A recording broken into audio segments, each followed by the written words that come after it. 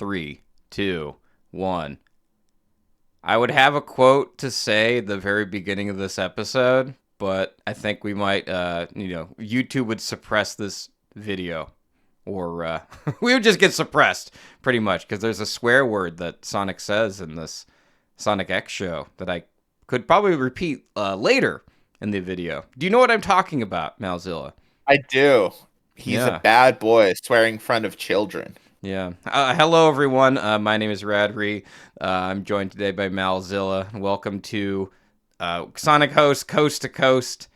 On today's episode, we are reviewing Sonic X. But before we do any of that, we do have some Sonic news with Malzilla. Yes. Hello, greetings and salutations, everyone. And again, as Reggie said, welcome to the best goddamn Sonic podcast I did not around. say that, but okay. It is a good show, but I don't know if It's the a good best show. damn You know, one. we have no scientific, quantitative proof that we are the best goddamn Sonic podcast around. But if we keep saying it into existence, it will manifest itself in time. If you say it, they will come. Okay, well, no. To interject here.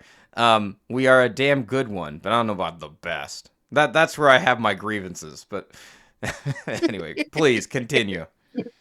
Yeah, so, it's been a while since we've talked. We've wrapped up Sad AM, we've done the movies. We haven't done the Knuckles show, but we'll eventually get to that and whenever we feel bored. But, yeah, so we are transitioning to Sonic X. If there's and the eternal struggle between Sad AM fans and Sonic X fans. We've given one side of the argument. Now let's, got to do the other side's due diligence. But before we get into that, we do have some news. Crossworld stuff. I mean, we've seen some Sonic fans bitch about Crossworlds in comparison to, Mario Kart and Kirby Air Ride and their reveal in the Nintendo Direct. But who really cares about that? We're not here to talk about that kind of negative. We'll get negative later once we get to these episodes. But Wow. Okay, my notes aren't that negative, surprisingly, despite me not really liking the show. But yeah, we did get a Tails tube, and we got the official debut of Professor Victoria, a professor at Spagoni University in archaeology and history. She's also kind of Tails is a big fanboy of hers, so they talked a little bit about some of Tails' adventures.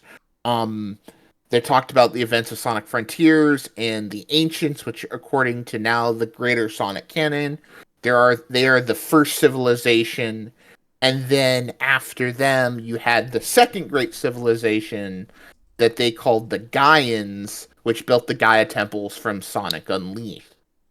And so, they quipped. Orbot was there. They quipped again.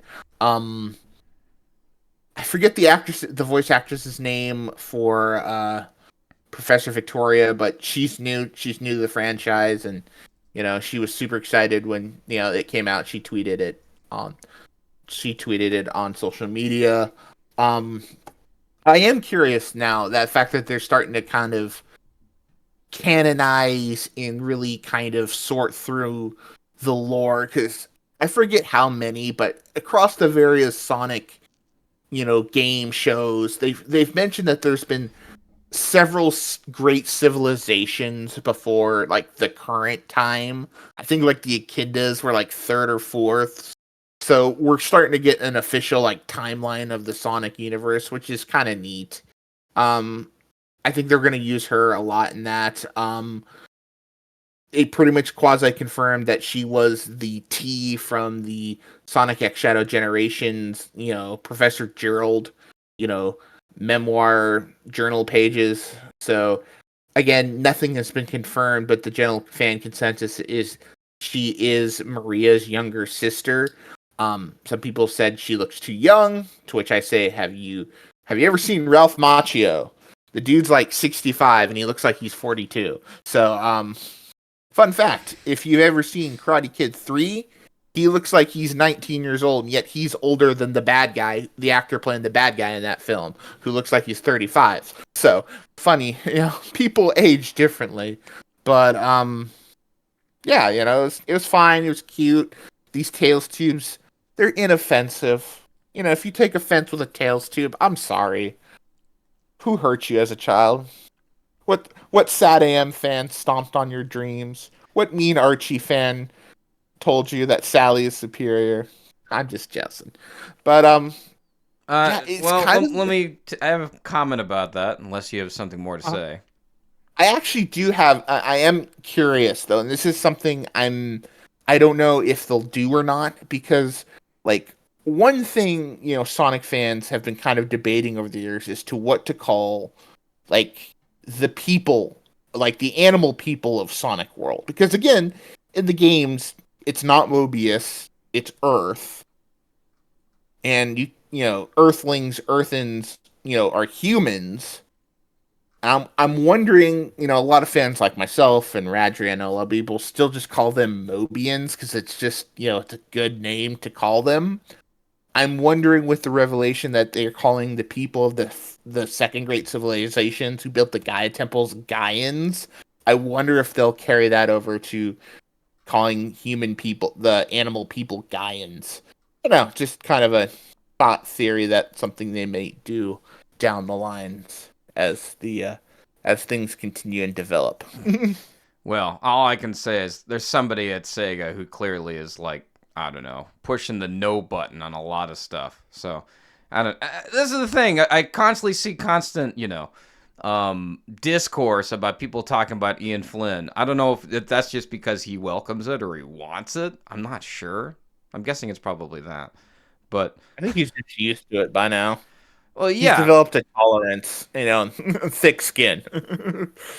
Well, I guess he is also the one who, engages with, us degenerates. So I guess that's part of the reason why he gets the most, uh, discourse out of all the people who work at Sega. Because there's a lot of people who work at Sega that really just don't get, I don't know, I think the recognition they should get, or they're hiding or something.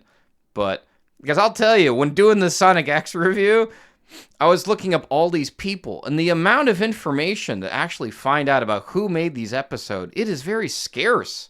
It's like Sad-Am, we were eating good. When we had, like, the Sad-Am historian on here, a lot of it was due to him just kind of archiving everything and putting it together for everyone. But that being said, I don't want to be the Sonic X historian. That's not me. I don't want to do this. That would be a great case of irony. You who do not like this show becoming the authority on Sonic. Like, I didn't want this. I didn't want this burden. I didn't want this crown. Yet you gave it to me, you bastards. You bastards. And that's where it's going right now. But before we go further into talking about Sonic X, since that's what we're here for today, about your Professor Victoria, that was.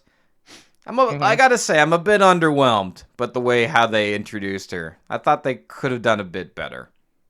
Well, sure. it's been one of those things where, like, she first appeared on a Tails tube as, like, just this background human, when they were talking about humans, and then it was kind of like a hide and seek of who she was, and again, I'm sure Sega was just writing things on the, by the seat of their pants, because that's just kind of what they do. But, yeah, like, I would have preferred to see her, like, be officially introduced to her in a game, because I feel like either a game or a TV show where she can be like this, because clearly they're setting up this big NPC character.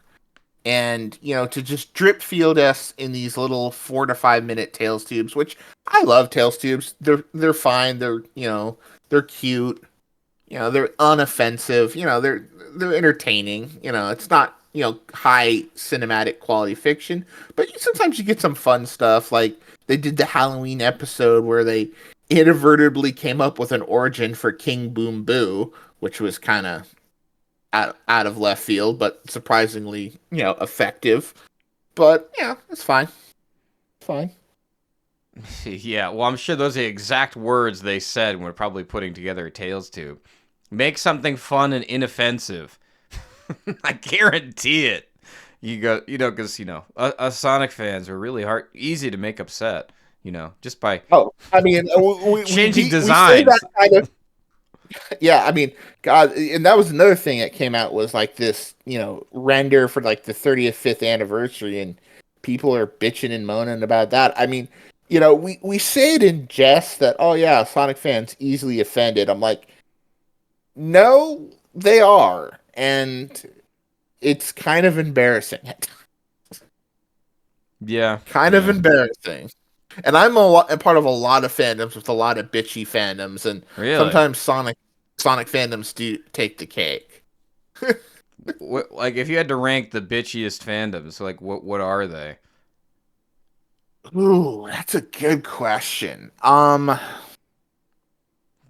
really think if a fandom has been over like say 20 to 30 years, they get pretty bitchy. Like X-Men fans, like I'm into the X-Men, they're super bitchy. Star Wars fans are super Oh bitchy. yeah. Well, I've been seeing a little bit of that vitriol, so yes. I mean the Star Wars vitriol just that will always randomly appear whenever. Um, but yeah, it's just when you get a franchise that has been around for so long, and there's so many different generations involved. Eventually, these generations are gonna start not yamming at each other, and eventually, and yeah, that's where we find ourselves. Hmm. All right. Well, on that note, why don't we dive into Sonic X, But episode to do it 1? to it. Oh wait, I can't say do it to it. That's not this show. We got to go fast. Yeah. Well, who came up with that? We gotta go fast. Was that because That that's was not that that's not was in the Japanese version? that is from the American intro. And I watched both, I watched both dub and sub for this, Yeah, I did and I too. have Well, thoughts. except for the last I have one, but thoughts. yeah. Yeah. Yeah, Uh, full disclosure, we- yes, we did both watch dub and sub, but the third episode I did not watch the dub, and I'll tell you why later. Yeah, we were talking about Sonic X and the quote. What was it? Gotta go Gotta fast, go fast, fast. Yeah. and that was the localization of Sonic X. Obviously, somebody wrote that thing. I'll tell you before getting Four into like Kids these Entertainment. reviews. What? Four Kids Entertainment was the dubbing company that did Sonic X. Right. Well, that's. I mean, to me, it's like, all right, who's responsible for this? Who did this? Right. Do Oh, you know what I that's mean? them, and their dubbing crimes are like almost breaking the Geneva Convention.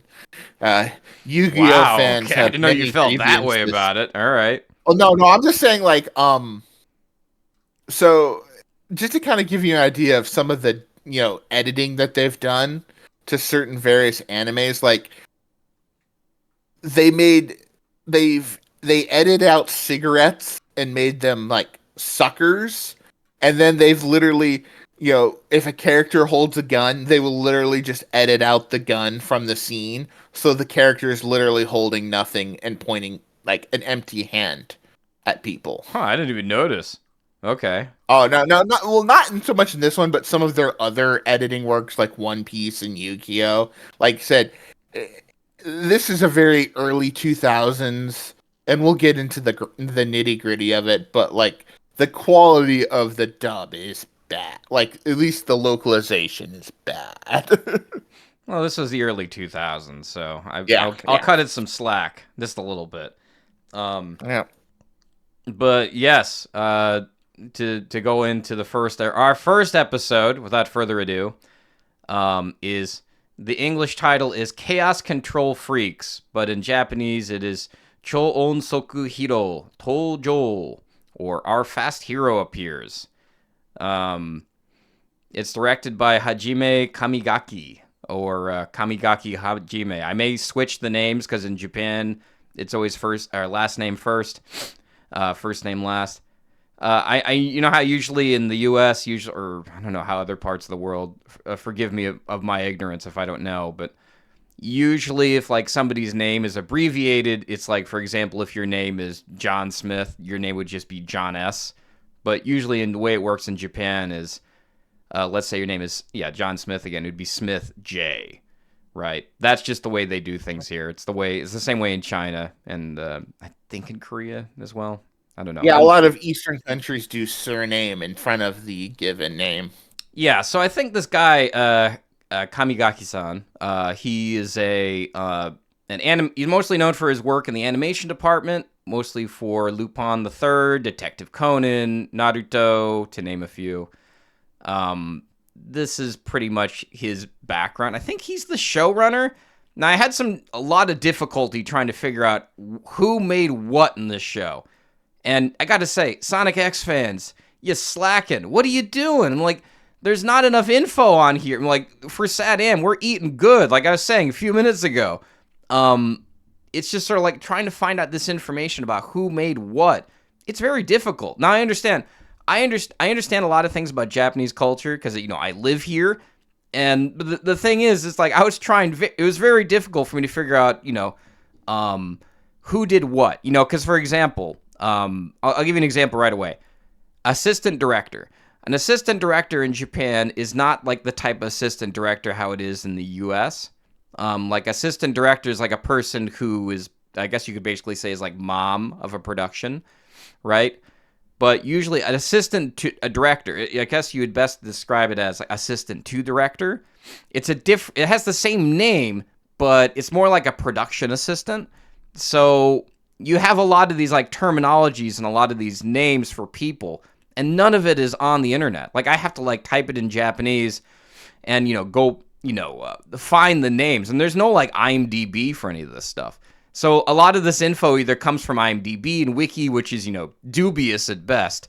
So bear with me. I don't want to be like one of these podcasts that like cites Wikipedia like it's the gospel. So I don't know if you guys or anybody out there listens to these podcasts that do that. Man, you guys should be ashamed of yourself. Don't cite it like it's gospel. That's all I'm saying. And I hope that echoes through eternity. You know who I'm talking about. Godzilla fans. I don't know if you know anything about this, Malzilla, as a Godzilla person. Oh, it's bad.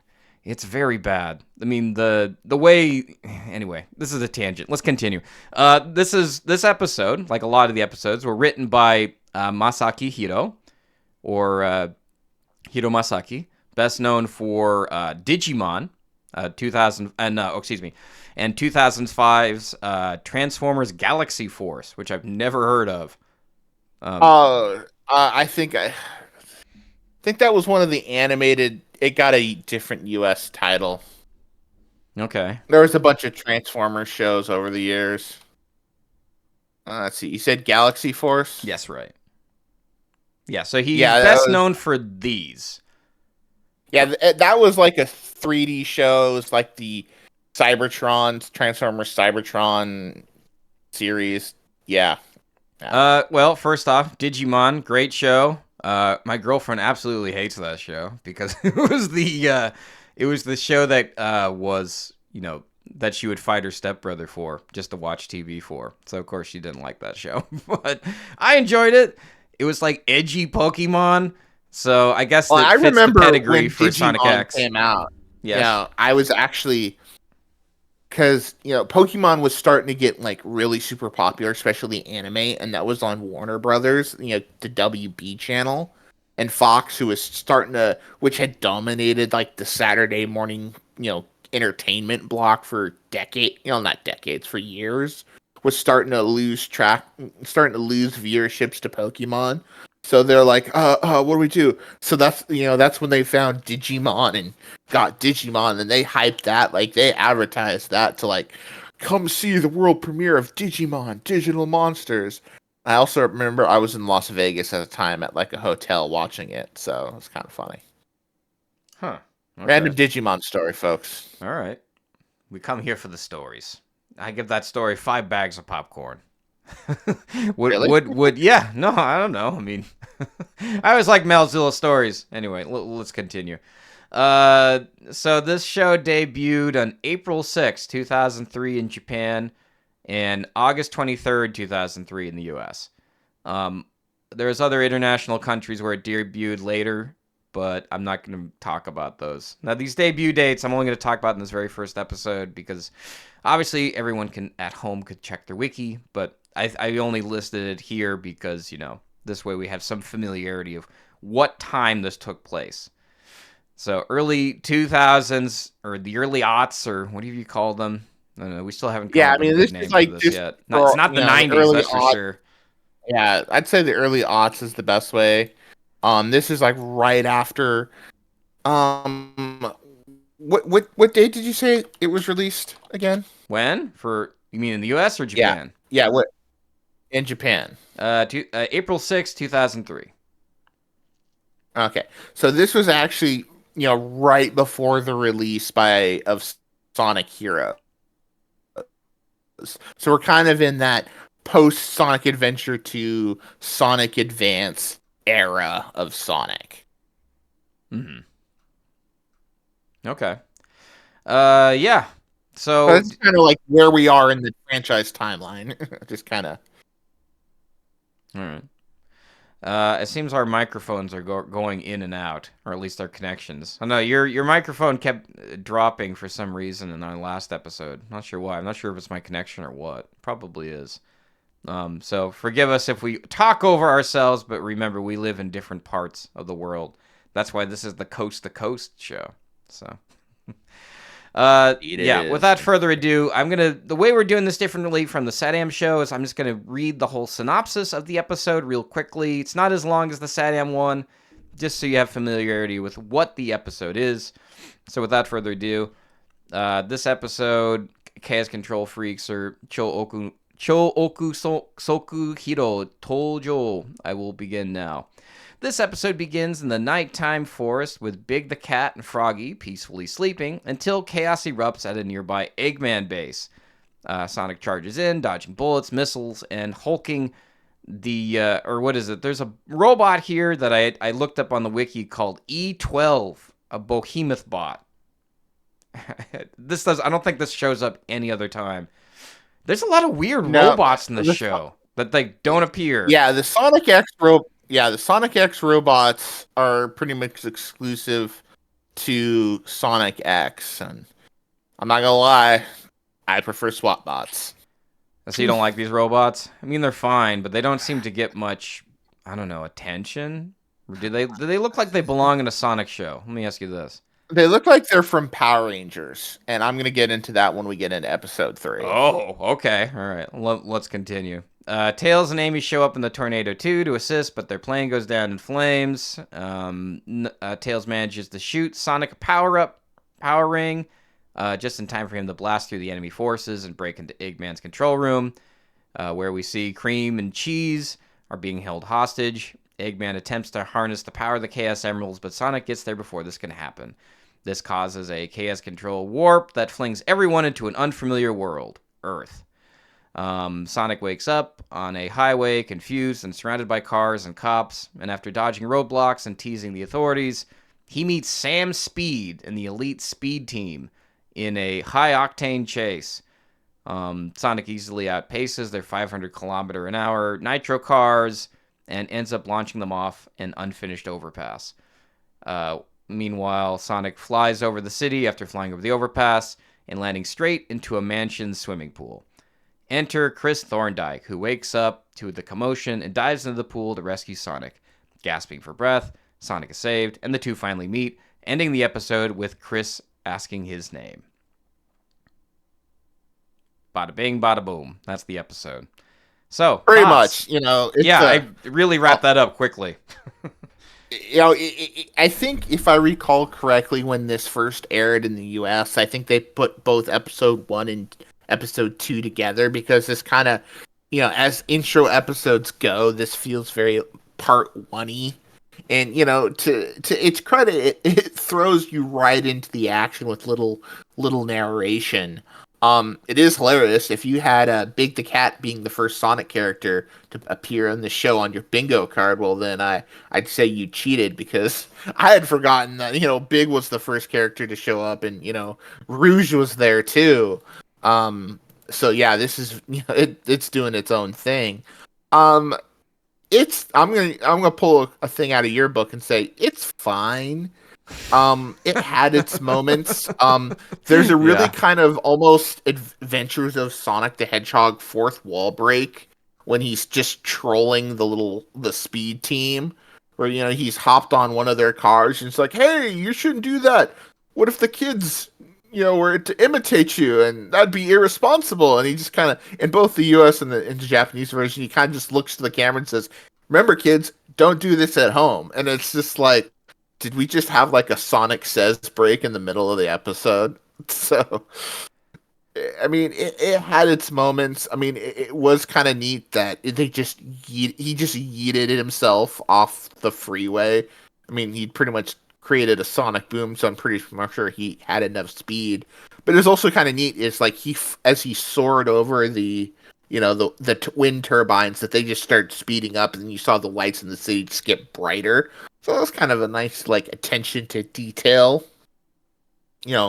moment. But again, I kind of call this the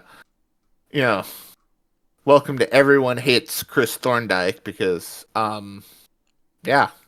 I will say this: the Japanese sub voices were much better. Though I will take no offense to the VA for Eggman in Japan, but his voice is too whiny, Okay. for me, which is kind of pot calling the kettle black, because my voice is kind of that way too. Well, you So just don't understand Japan, Malzilla. It's Japan, I so it guess means it's I really guess I good. don't. I guess so. I do prefer Mike Pollock's take, but even then, Mike Pollock's like his early lines, because this is like the first time he would voice the character, and and this is all the character VAs. Their all lines are pretty rough, and they would grow into them as the time would go on. But yeah, this was kind of a rough. I mean, again, it's fine. It was inoffensive. Um, you had some decent comedy. Sonic is a bit of a troll. I kind of like that. Um, One thing that I did notice is when like Chris rescued him, and he's like, he asks like, "Who are you?" He's in the dub it says, "I'm Sonic the Hedgehog," blah blah blah. But in Japanese, it was, "I'm Sonic the Hedgehog," which he would use that in as his kind of that was kind of how he would introduce himself in the games. It kind of almost feels like I'm Bond, James Yeah, I Bond kind of kind got of. that too. Yeah. It's a good vibe for the character. Um, I also think he's a bit more snarkier in the Japanese version, Oh yeah. and I think, yeah, and which is it's weeb point there. The Japanese voices do a little bit better, but the U.S. voices, and I'm sure I'm going to make this complaint a lot. It's just, especially in episodes 2 and 3, the U.S. voice cast, for these the direction for these episodes, they kind of turned up the character traits to 11, and not in a good way.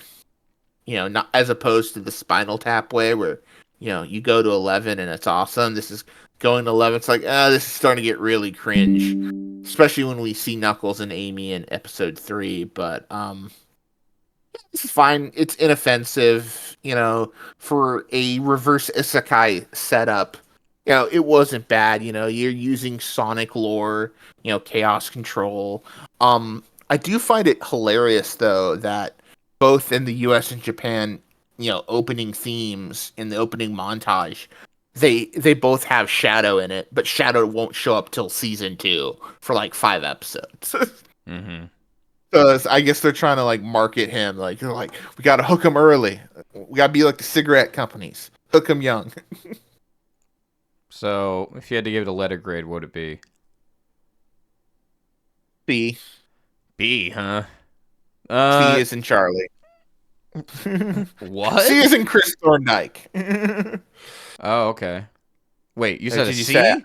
Okay. Yeah, I said a C. Oh, okay. All right. That's the problem with the internet, and I can't see you. Well, then again, I don't know. Here's the funny thing is, when I talk to people on Zoom, sometimes I can't tell if, like, when they're using actual letters, I can't tell if they're saying B or C, even though I see their mouth move and I see them say the letter. But it's like in person, I have no problem with this. I don't know what that is, but anyway. Okay, yeah. I mean, my grade's about the same. It's about a C. I think I approached this show differently than you did. I kind of Okay. looked at this show a bit more like a pet project because, I've worked on behind the scenes on movies before here in Japan. And, localization is a really tedious and hard process. It's arduous, because you're constantly having to look for, English equivalents to Japanese words or Japanese concepts. And I mean, like with early anime, what's really weird is the best kind of analogy I can really give is imagine like you grow up in high school and you not high school, maybe elementary school, and you're given that square pizza. And you just think it's the most awesome pizza you've ever had in your entire life. And you're like, this is the way all pizza must be. But the problem is that you're eating school pizza and you've never tried any other pizza to really compare it to anything else. So, as a kid, when you're watching this, you have no familiarity like with what good animation is. I think I've used this talking point before, but basically when I'm watching like the original anime, I'm like, oh, so that's why the localizers just didn't know what to do. They just sort of like, Yeah. I was gonna say this is also kind of like an early time where like compared to today's dubs, um, and that's something I actually really picked up interesting is that there's a lot of changes in the dub to the sub, and again this was just kind of how it was at the time.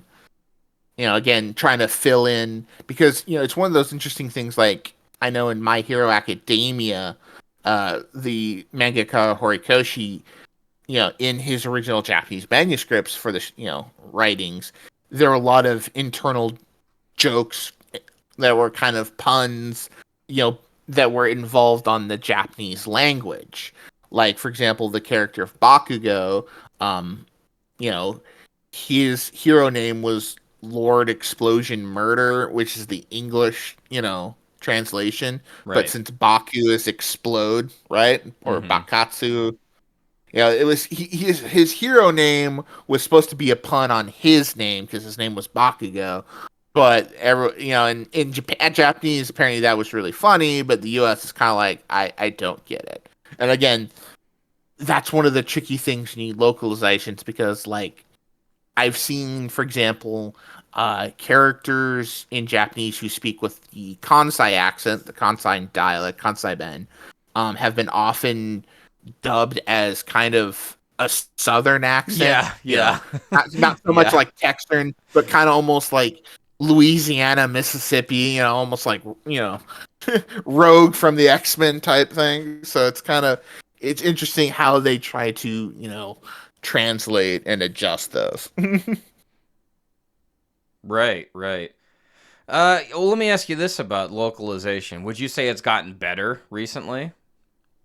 Yes, I would say it has because if you're kind of, because I know you're not a huge anime guy. I'm not. Um, No. you're If I'm not. gonna watch anime, I'm Just, only watching in Japanese. I'm not watching the localization. I'm not watching the dub.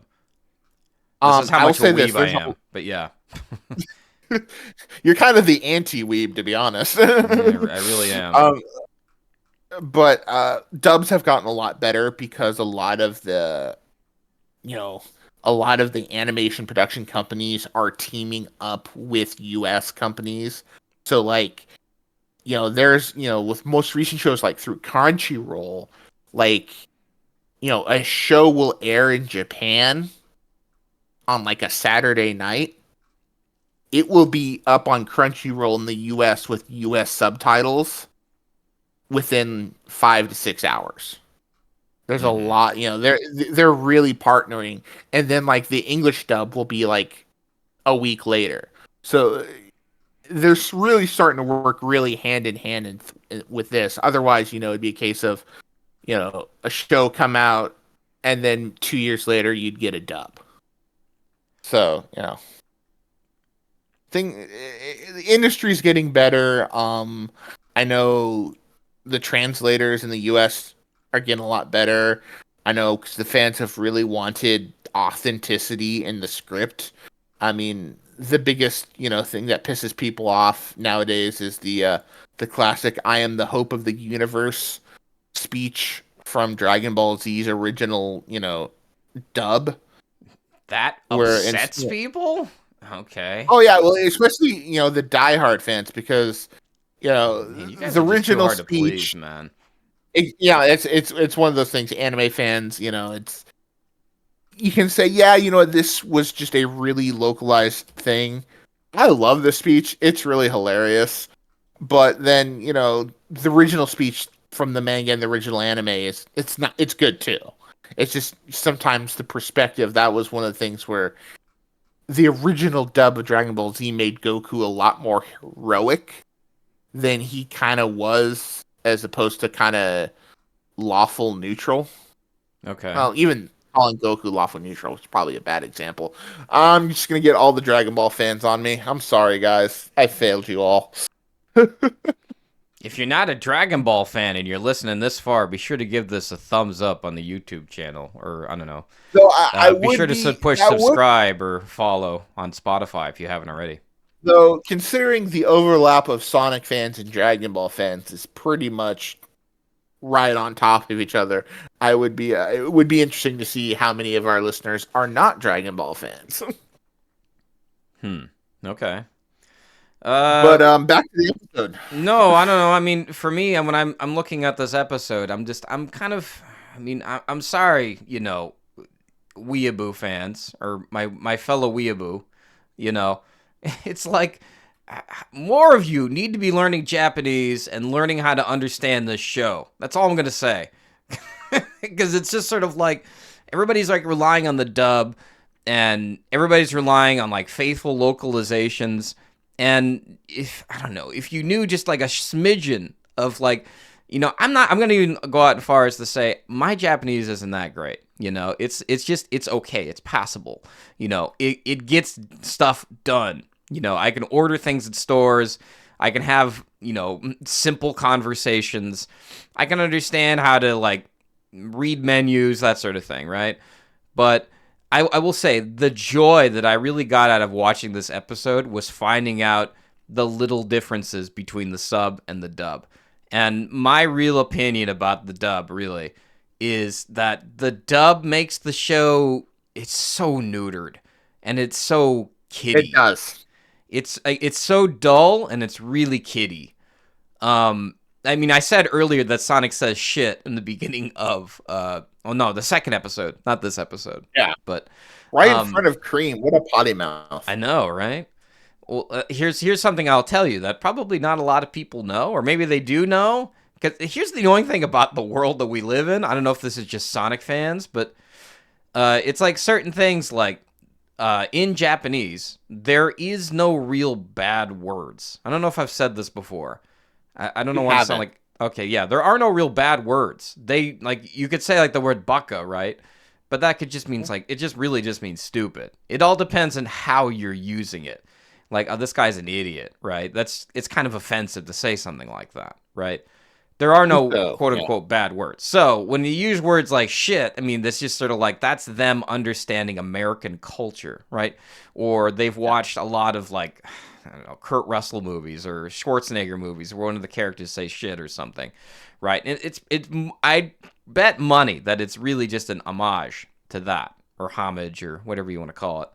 So, a lot of this is, for me, as a person who is watching the show, it was more of like a fascinating to like kind of just go through every little piece of it and, see what kind of like cultural differences they did. But yes, I can see why. On this watch, I enjoyed it a lot better, from this perspective. I still think the show is kind of meh. I mean, I don't know. It's anime. I'm trying to enjoy it. I mean, I am enjoying little pieces of it. I'm enjoying it more than I did before, so I guess that's good. I think, like for me, I find it more interesting because, again, I haven't watched these episodes since they originally aired, like in the early 2000s. So this is like, for me, this is really like the first time I've been watching it seriously in about 15 years or so. So, and again, I know this show is for a lot of people what Sad AM was for us. And, you know, I always, try to be respectful to others. I might not like it, but I also kind of like to understand where people's points of view are coming from, so I can kind of see where they came from. So, like, it's just one of those things where it's like, I want to give this show a fair shake because I know it means a lot to a lot of different people, much how, like, Sad AM meant a lot to us.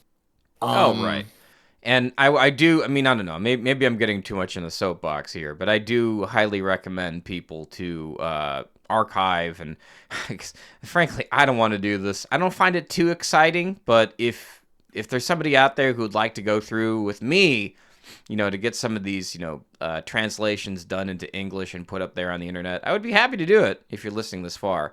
I mean, maybe they got scared. Maybe some of you got scared away because I dunked on Sonic X too much here. But I am interested. I know. I mean, I'm not too interested. But if you're very patient and you want to know more about the Japanese that went behind making the show, I'd be happy to help you. So, other things I want to point out about this show: who do you like better, Malzilla, Jason Griffith, or Kanemaru Junichi? I like Junichi because, and I'll say this, and I've said this before, and I'll say again. I like Jason Griffith's Shadow. I've never been a huge fan of his Sonic. I've I think his Shadow is infinitely better. Infinite. Um, but Bing. yeah, did it. But yeah, I think his Shadow is legitimately good. But I've never liked his Sonic, and I think I've listened to Junichi voice Sonic before on several occasions, and he's pretty good. He kind of hits that snark really, that inflection of snarky attitude really well. Yeah, I mean, I like him too. I mean, the biggest thing I've noticed about the difference between like SatAM Sonic and Sonic X Sonic is it's really just, I want to say it's either one, a different philosophy, or two, a different religion. Because they're very different.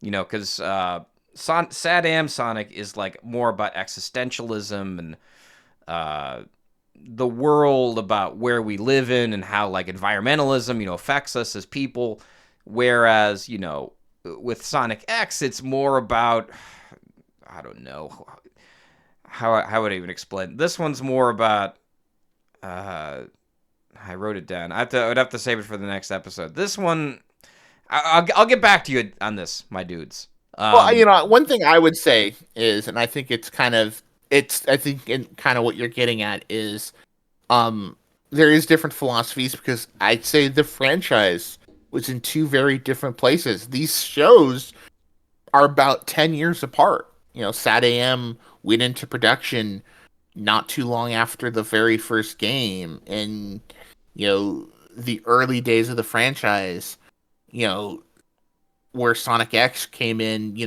the series had a decade plus to establish things. So, they were able to say, okay, and especially because, the change from classic Sonic to modern Sonic, they had a more, you know, they had more to work with. They had, kind of a, paint by numbers type thing to work with. Whereas, the SatAM crew were just making shit up and seeing what fit, kind of the, what are the trends, kids like Guns N' Roses. Let's have Sonic talk about Guns N' Roses and Axl Rose and, all that. So, Okay, I looked up to some of my notes while you were talking about that. Yeah. Um, what is it? Sonic X kind of follows more about like hedonism and stoicism. For our listeners out there who might not know what that means, is hedonism means like you're kind of driven by your own personal enjoyment, because the show doesn't really have like a quote unquote message. Like at the same time, like Sonic he's very stoic at the same time, kind of like in a very for our listeners out there who might know Otani Shohei of the LA Dodgers.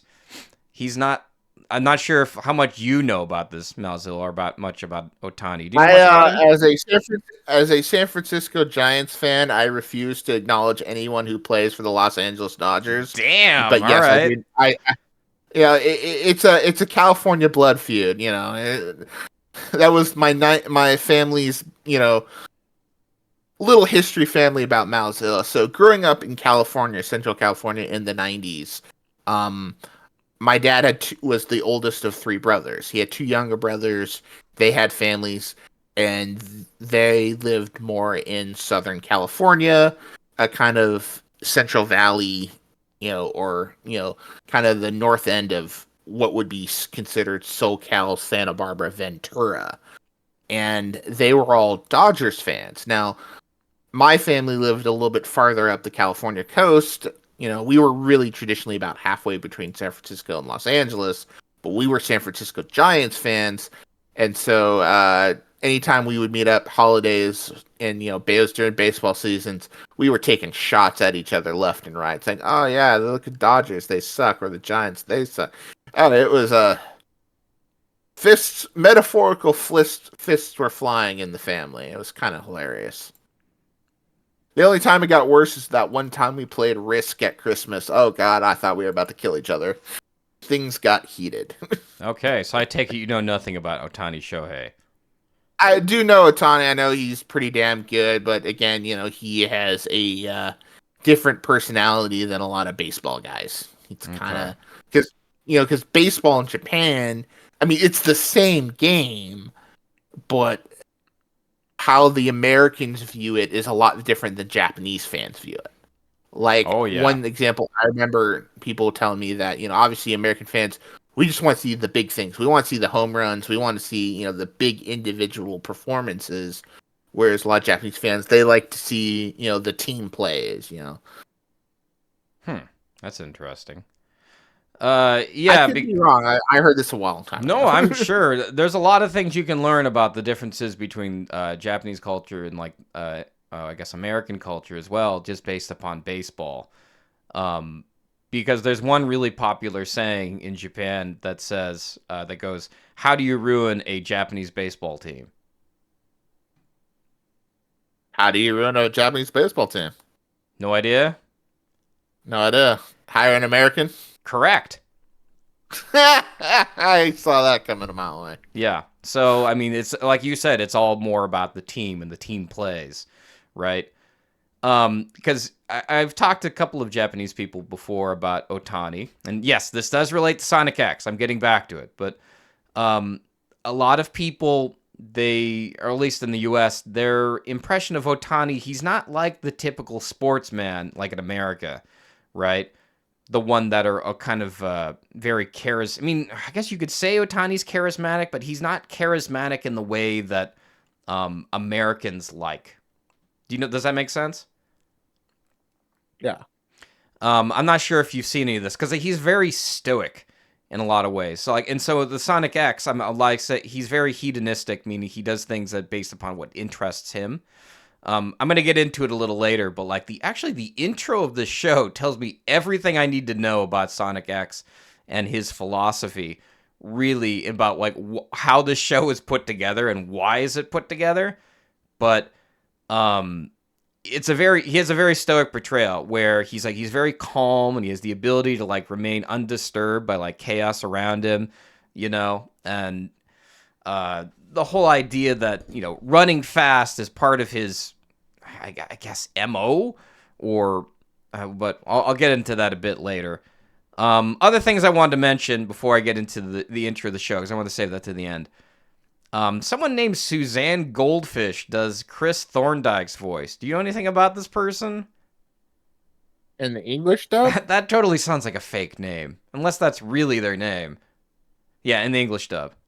The Japanese dub, it's some Japanese female seiyuu that has done other work, but they're pretty what is it, standard fare in terms of like doing a boy's voice, but I'm a girl, that sort of thing. Like the what's her name, Nancy Cartwright, not Nancy Cartwright. Who does Bart's voice?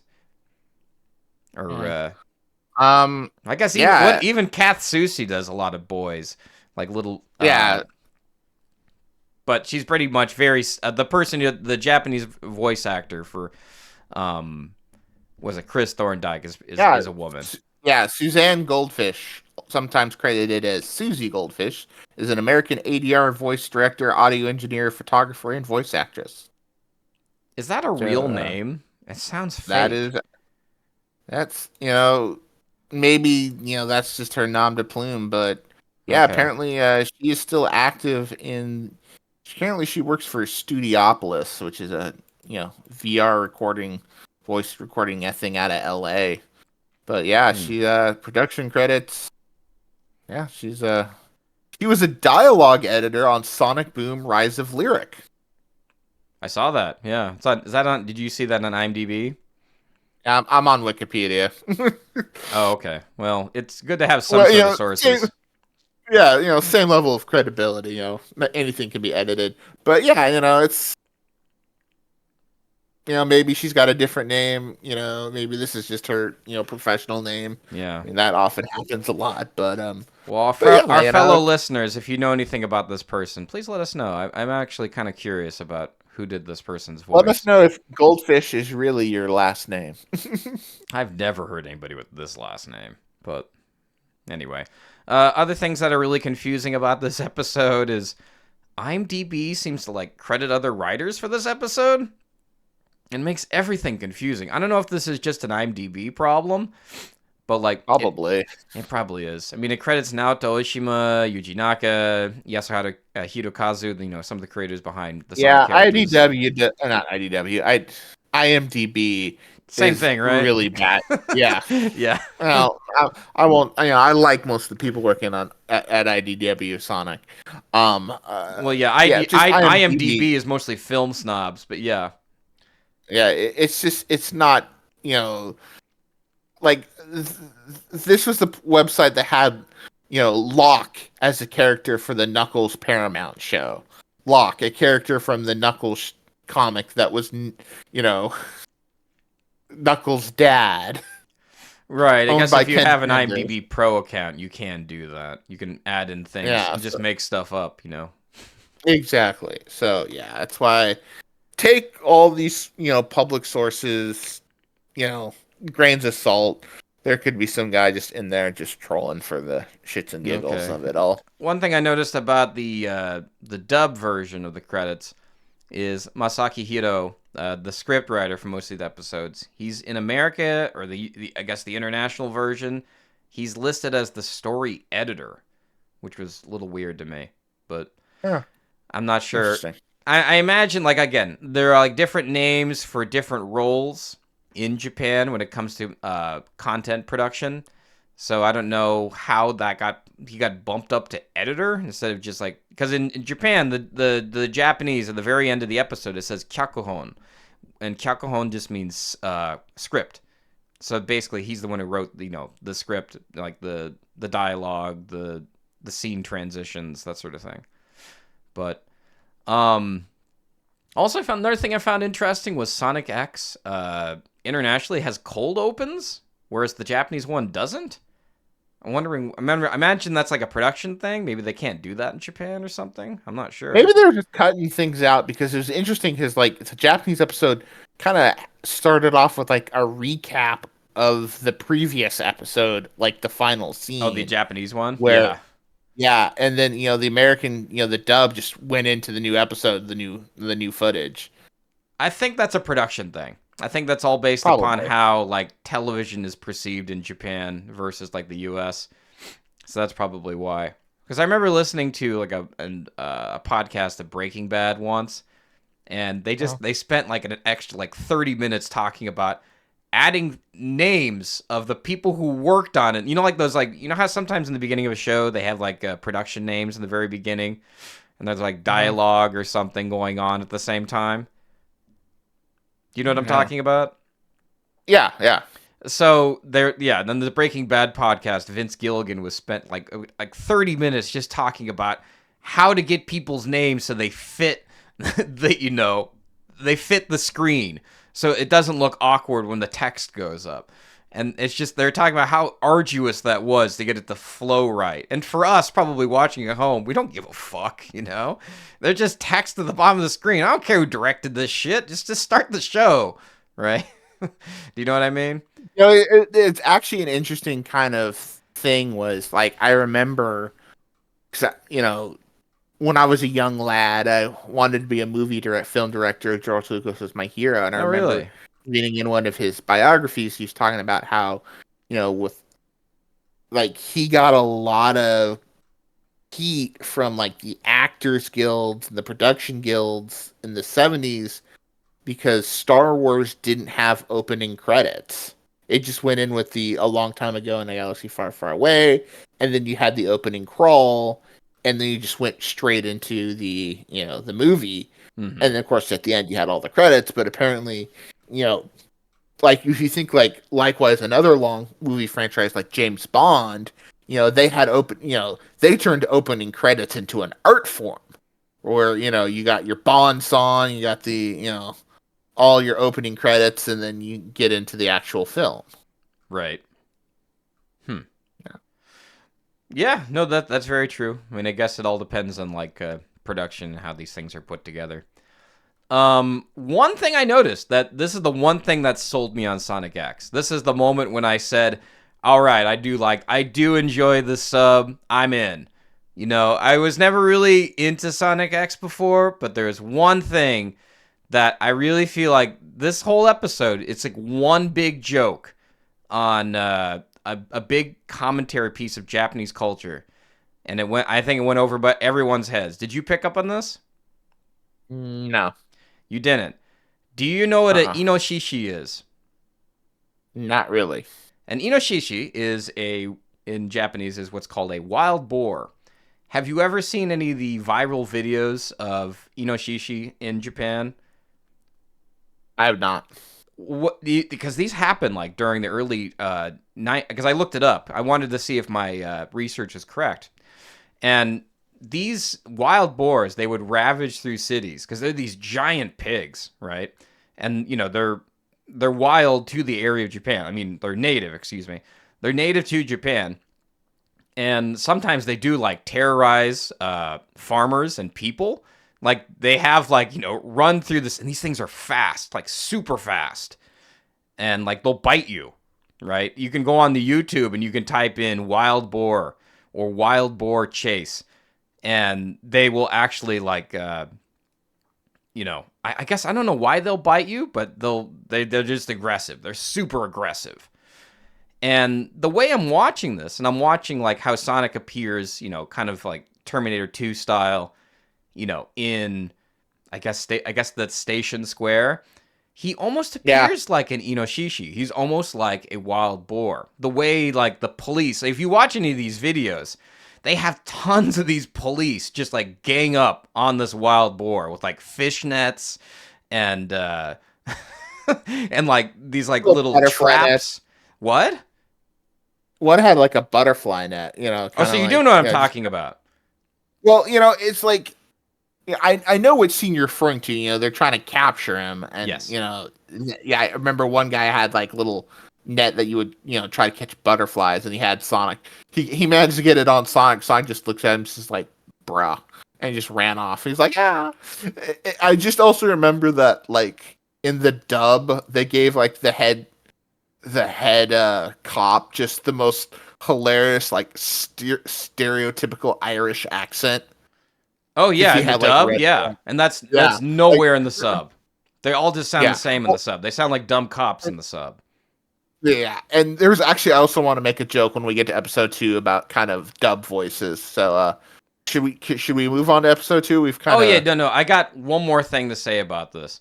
The okay. thing that sold me about this was, um, I don't, because you've seen Shin Godzilla, right? Because you know that in Shin Godzilla, the whole movie is just basically a commentary on how the Japanese government, they're slow to react to a natural Oh, it's disaster. it's a dark comedy. Shin Right. And Godzilla is a dark. that's sort of what I got from this episode. What this is kind of a dark comedy on the whole, like, the wild boar chase. because if Okay. you think about these cops and they're really ridiculous, and then you got this guy Sam Speed who shows up, A and highway star. yeah, he's the highway star to capture this this hedgehog that's on the loose, right? And he has It like not honestly, it's like he's a cop, but he has a Formula One race car. Like, what the hell? It's ridiculous. It's And I'm hilarious. thinking, yeah, I think that's exactly what they're going for with this. And I think this completely went over everyone's head because, they don't have this problem in the US. You don't really have like wild boar attacks, or You know, if you do, it's funny you should mention it. yeah. There has been like wild boar. You know, I've heard that joke in the U.S. like in like the South. Mhm. Like, kind of, wild pigs, someone had made some kind of joke. That was within like the last 10 years. Again, it's probably something more like Texas, especially but then again, everyone's got a gun in Texas, so that's kind of, neither here Right. nor there. I guess another thing too is kind of like in Japan, things are very, I think, especially the '90s or the early 2000s. Things are very peaceful. It's like there's not much news stories. It's not like the U.S. where like you have a gun death and everybody's talking about it for like 5 months or something, right? Whereas like Yeah, well, something it's more like small, 2 weeks because then we move on to the next shooting. yeah, pretty much. So I mean, whenever there's like a huge wild boar attack, it makes the news. So I mean, and it's really kind of funny to see some of these Japanese police kind of try to gang up on him. I mean, that being said, I know that they are menaces, and then they can be violent, and then they sometimes they have to kill the pig for this because it gets too out of control. I understand that.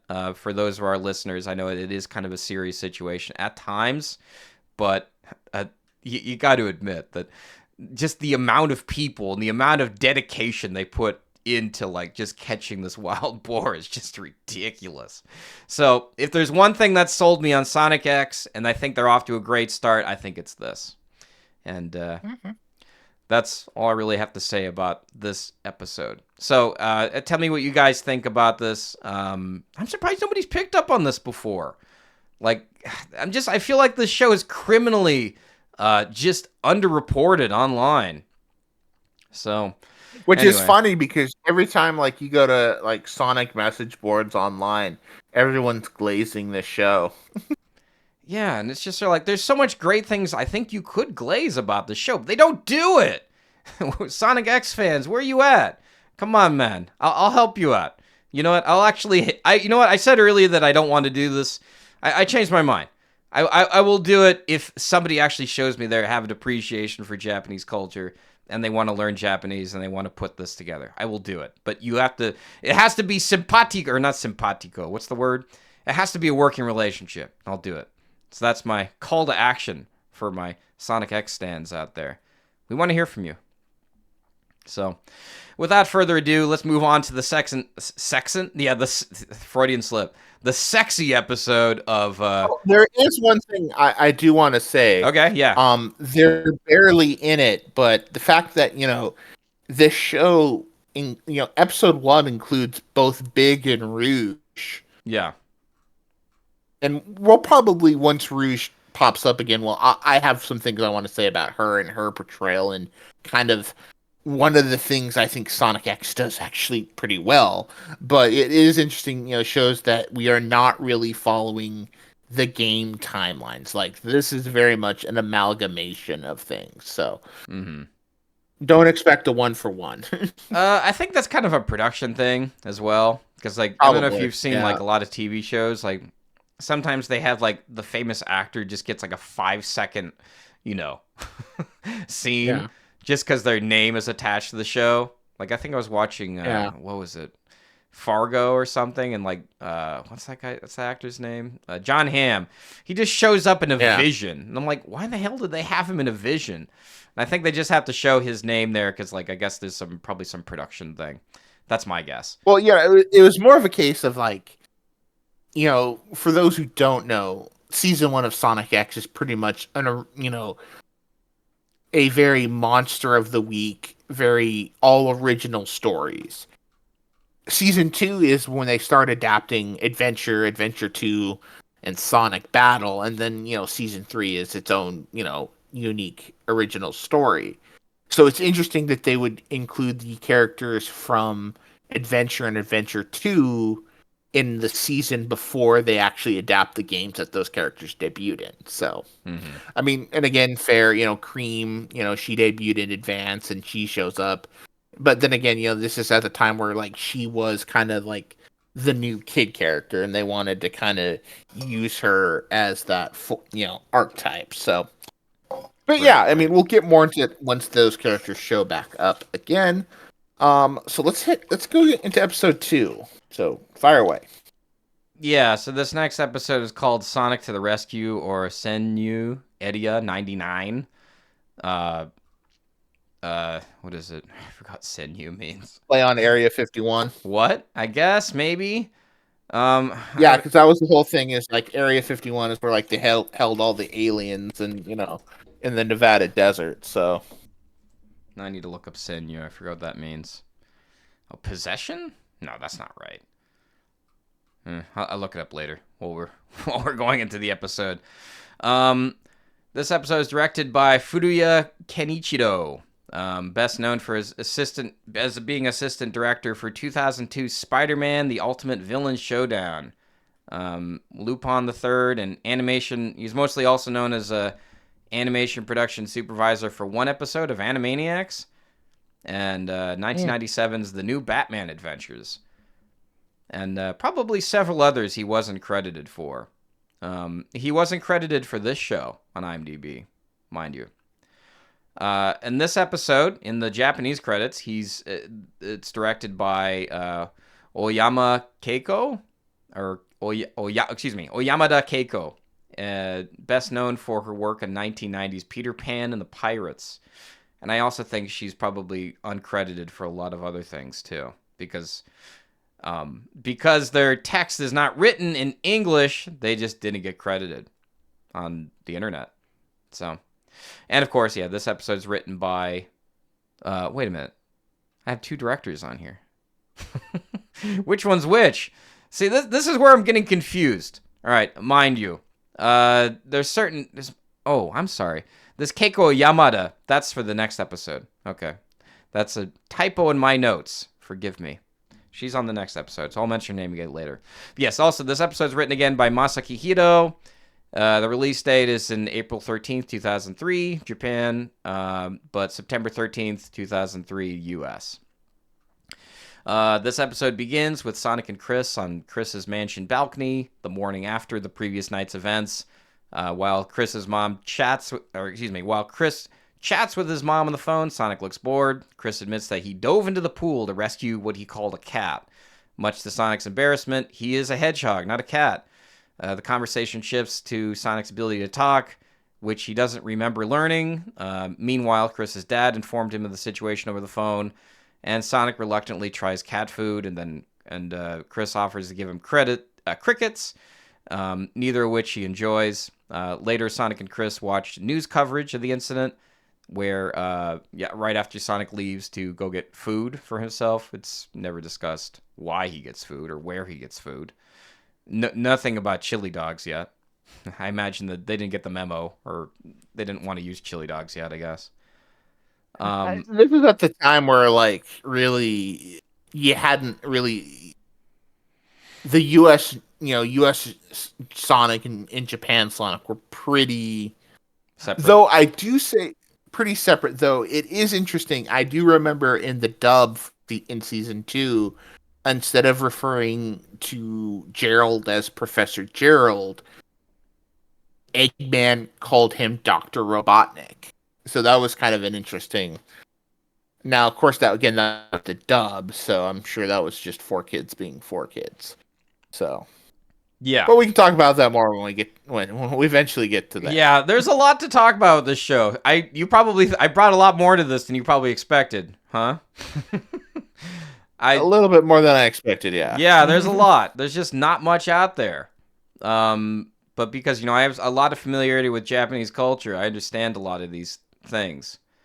So anyway, Sonic and Chris later watch news coverage of the incident of Sonic getting food, I guess, where locals speculate Sonic is no ordinary animal. Sonic doesn't really care what they think. Oh, they were talking about the events of the night before when he was just running around and Oh, was that what it causing a was? ruckus. Okay. Yeah. Chris's grandfather Chuck walks in and then quickly realizes that Sonic is the blue hedgehog from the news. He attempts to tinker with Sonic like he's a machine, but Chris convinces him that Sonic is real. The news then shows Cream the rabbit and her chow friend Cheese stranded on a billboard.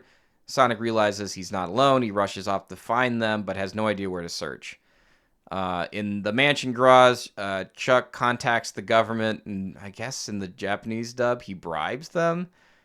But in the American one, or the U.S. one, or international, whatever you want to call it, he calls them and he figures it out. But anyway, Well, it seemed like in the context of he was calling a contact of his, because that's it's not what it really was. Yes, talked about. you're right. Yeah, because eventually, Chuck again. I think calling him Chuck was a 4Kids decision, probably as an homage to Uncle Chuck, the goat. No, Uncle Chuck isn't a goat. I'm just saying he is the goat, greatest of all time. But they're talking about how. Because it was one of those interesting things where it's like in the subtitles, he kind of mentioned, "Hey, let's go. We can grab lunch sometime after this," but he doesn't say it at all in the dub. But the whole antic is that we would eventually later know that Chris's grandpa Chuck is he's really smart and he's really connected, and like. As we also learned that Chris is essentially he's a weird take on the lonely rich kid trope, but he's also like, he's got friends up the wazoo, but he's also just a little, we'll get into that later. But, so needless to say, he's, the grandpa is one of the reasons they're like super rich. Is he really? Oh yeah, because because basically the dad is a CEO, the mom is like a famous actress, right? And the company that the dad runs was founded by the grandpa from his science stuff. Mm-hmm. So you figure and the government, the Sonic government in Sonic X would later call in Chuck to design a lot of new. Oh, that's right. Gun weapons. I remember now. So it's basically you figure he's got a lot of contacts in the government that, old buddies he can say, like, "Hey, did you hear about those, weird creatures that they've all locked up?" Because, they see the scene of basically, Cream and Cheese on the billboards, asking for help and asking for them to leave her alone. And they're like, "Oh yeah, they took them to Area 99 because, aliens." That is something. Yeah. I don't know if we want to save this. We'll save it for the episode. We'll get to that. All right. Put a bookmark on it. Yeah. Put it in a box, tied up, save it for later. One thing I want to bring up here. Is he called Chuck in the Japanese dub, or is he just Oyaji? I think it's just Oyaji because I did not hear him say Chuck. I got to go back and see if they call him Chuck or not. I don't think so. I don't think so either. That's a good question. Anyway, yeah, so in the mansion garage, as I said, Chuck contacts government and learns that Cream and Cheese are being held at some secret military base, Area 99, as you said earlier, play in Area 51. What is it? Located in the desert, Chuck worries that the authorities might see them as a threat, and so Sonic decides to rescue his friends, and Chuck reluctantly agrees to help. They head to Area 99 in their very nice car, I might add. With Chris giving Sonic an infrared scope to avoid the security lasers. I imagine an homage to the movie Entrapment or Mission Impossible or something. Probably Mission Impossible. A little bit of this, a little bit like that. They looked like the Scouters from DBZ. Right. So insert, over 9,000. I guess Sonic SatAM, aped a lot of stuff from Star Wars. This is aping a lot of stuff from how Japan views American culture. Or at least that's what I'm gathering. Sonic speeds off. Chuck excitedly tries to keep up. At Area 99, Cream and Cheese are being examined, and they're terrified by the situation. Sonic infiltrates the base and navigates the halls undetected. But when he reaches the room where Cream and Cheese are held, the power goes out due to some mysterious paper airplanes. And they try to escape. The security cameras activate and start shooting lasers at them. And with more paper airplanes sabotaging the cameras, Sonic, Cream, and Cheese continue their escape, narrowly avoiding capture. Eventually, Sonic carries Cream to the safety of their staircase is destroyed by laser blasts. And after they escape, Sonic hears the sound of a plane and realizes Tails has arrived on Earth too. Sonic, Cream, and Cheese break through the roof and board the Tornado 2. It turns out that Tails has been sending the paper airplanes to help them. Back in the mansion, Chuck and Chris discuss Sonic's friends and the danger they face. Sonic's arrival in this world has piqued the interest of Dr. Eggman, who is shown plotting on an unnamed island, preparing to build his Eggman empire. And then the episode combines... oh no, that's it. Yeah. End of episode. So, Malzilla, thoughts on this episode? Interesting. Again,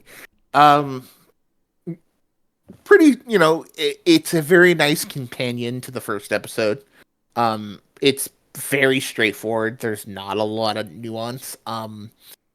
It again, kind of funny. I've talked about how, Chris is almost an interesting kind of inverse take on the lonely rich kid, because that's, been one of the big complaints, about Chris, especially in the dub, is that he's always complaining about Sonic and running off on his own and not being able to hang out with Sonic. He's like, oh, I'm so lonely, I want a friend. It's like, because again, the typical, the lonely rich kid is, rich kid is lonely, he's got all this stuff, but, his family is too busy for him.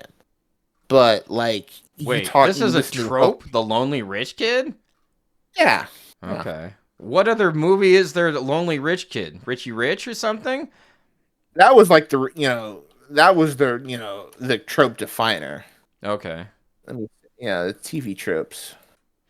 Or what's that movie? Blank Check.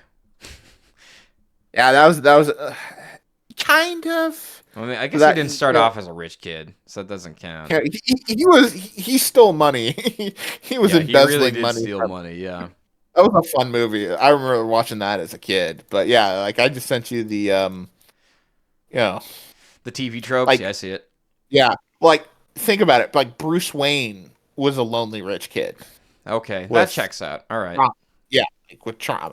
So like it's basically young kids got a lot of money, no friends. Maybe some of the maybe his closest connections are some of the hired help. His parents don't give a shit. That's kind of your typical trope. But like with Chris, his grandpa, clearly loves hanging out with him. Mm-hmm. His parents love talking to him. Like his dad apologizes, like, son, I'm so sorry that the security system that I probably spent a shit ton of money couldn't even detect a cat. We'll get a new one, blah, blah, blah. And then the mom's like, oh, I'm sorry. Like, I can't make it home for your birthday. The stupid rain has caused our our movie to be delayed, but I'm sending all the presents. I hope you enjoy them. But in the in the English dub gives Lindsay Thardock, because that's her character name, this really funky, like posh British accents of like, oh, Chris darling, I'm so sorry I can't make it. Yeah, what the hell is that? It's like, I don't know, they really went ham with some of these dubs, man. Yeah, they really did, and it's kind of funny. But it's almost kind of racist in a way, where it's like, well, he looks like an Irish person, so let's give him an Irish accent.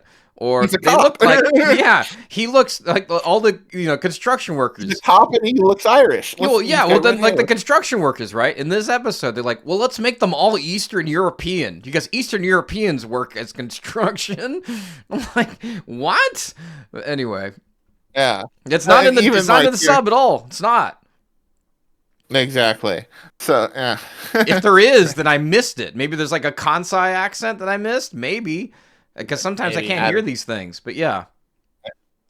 But yeah, so you got that. And then you got it's really funny is that obviously Chuck and Chris are kind of very, they're supposed to be kind of like an homage to like Doc Brown and Marty McFly, Right, right. but they feel more like Rick and Morty. Oh, And, definitely. like Chris feels like a prototype for Morty. Like, oh, Rick, I don't want to. Like, oh, Sonic, don't run, be careful. He's kind of got that same whiny Mortyism. Chris Is Thorndike is this where secretly a Morty. Justin Roiland got his ideas? Maybe Justin Roiland is a Sonic fan. Oh boy, Maybe, that explains everything. maybe does explain a lot. But there was that. That was kind of interesting. Uh, seeing Sonic kind of sneak in and Mission Impossible side, that was fun. It was a fun little thing. Though what's funny is like he hears the biplane and he's like, oh, that must be like puts his ear to the wall and he goes, oh, it's Tails, blah blah blah. And it's like, hi Sonic, and it's interesting because he's got the blue tornado, which is the Tornado 2 or the Cyclone for all intents and purposes. But like if you remember in Sonic Adventure, before he upgraded it to the blue version, it was red, but they started off with the blue version. Mm-hmm. So, I assume like, the red tornado got, crashed, even though, it is. But again, it's a fine episode 2. Again, we're starting to build the cast a little bit more. That's the thing is like a lot of these first episodes are just kind of establishing the status quo for all intents and purposes. So like, especially for this one, it's fine.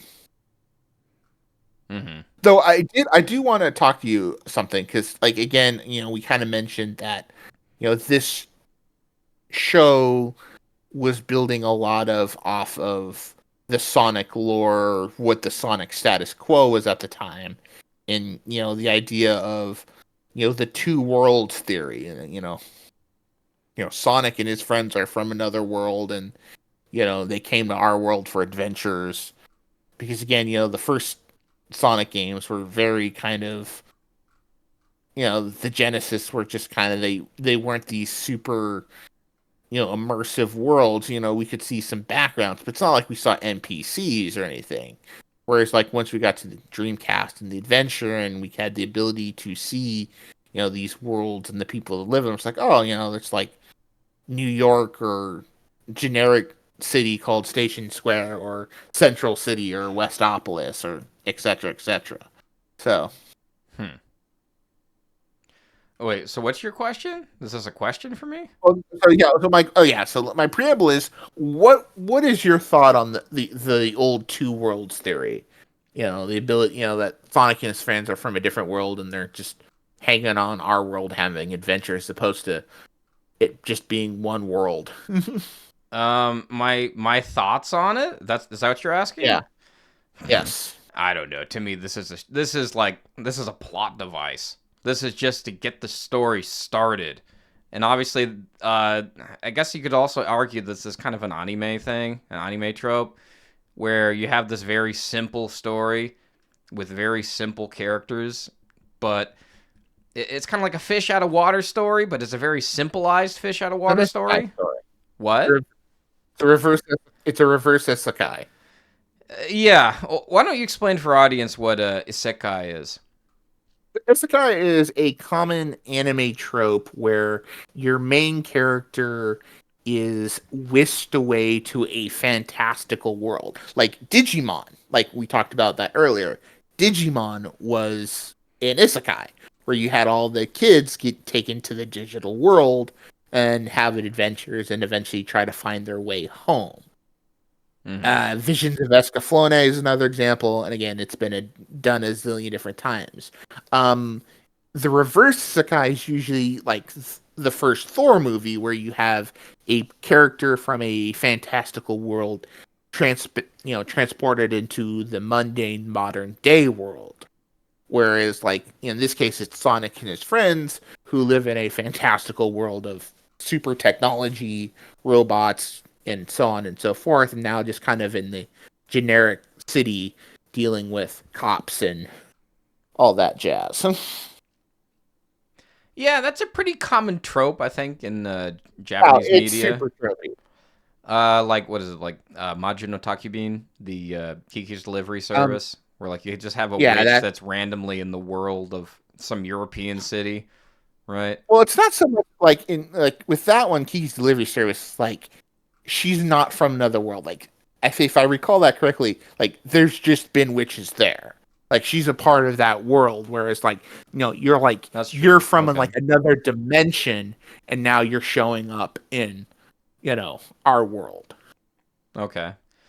Yeah, I mean, I don't really think much of it. To me, it's just like it's a way to get the story started, right? I mean, Yeah, yeah.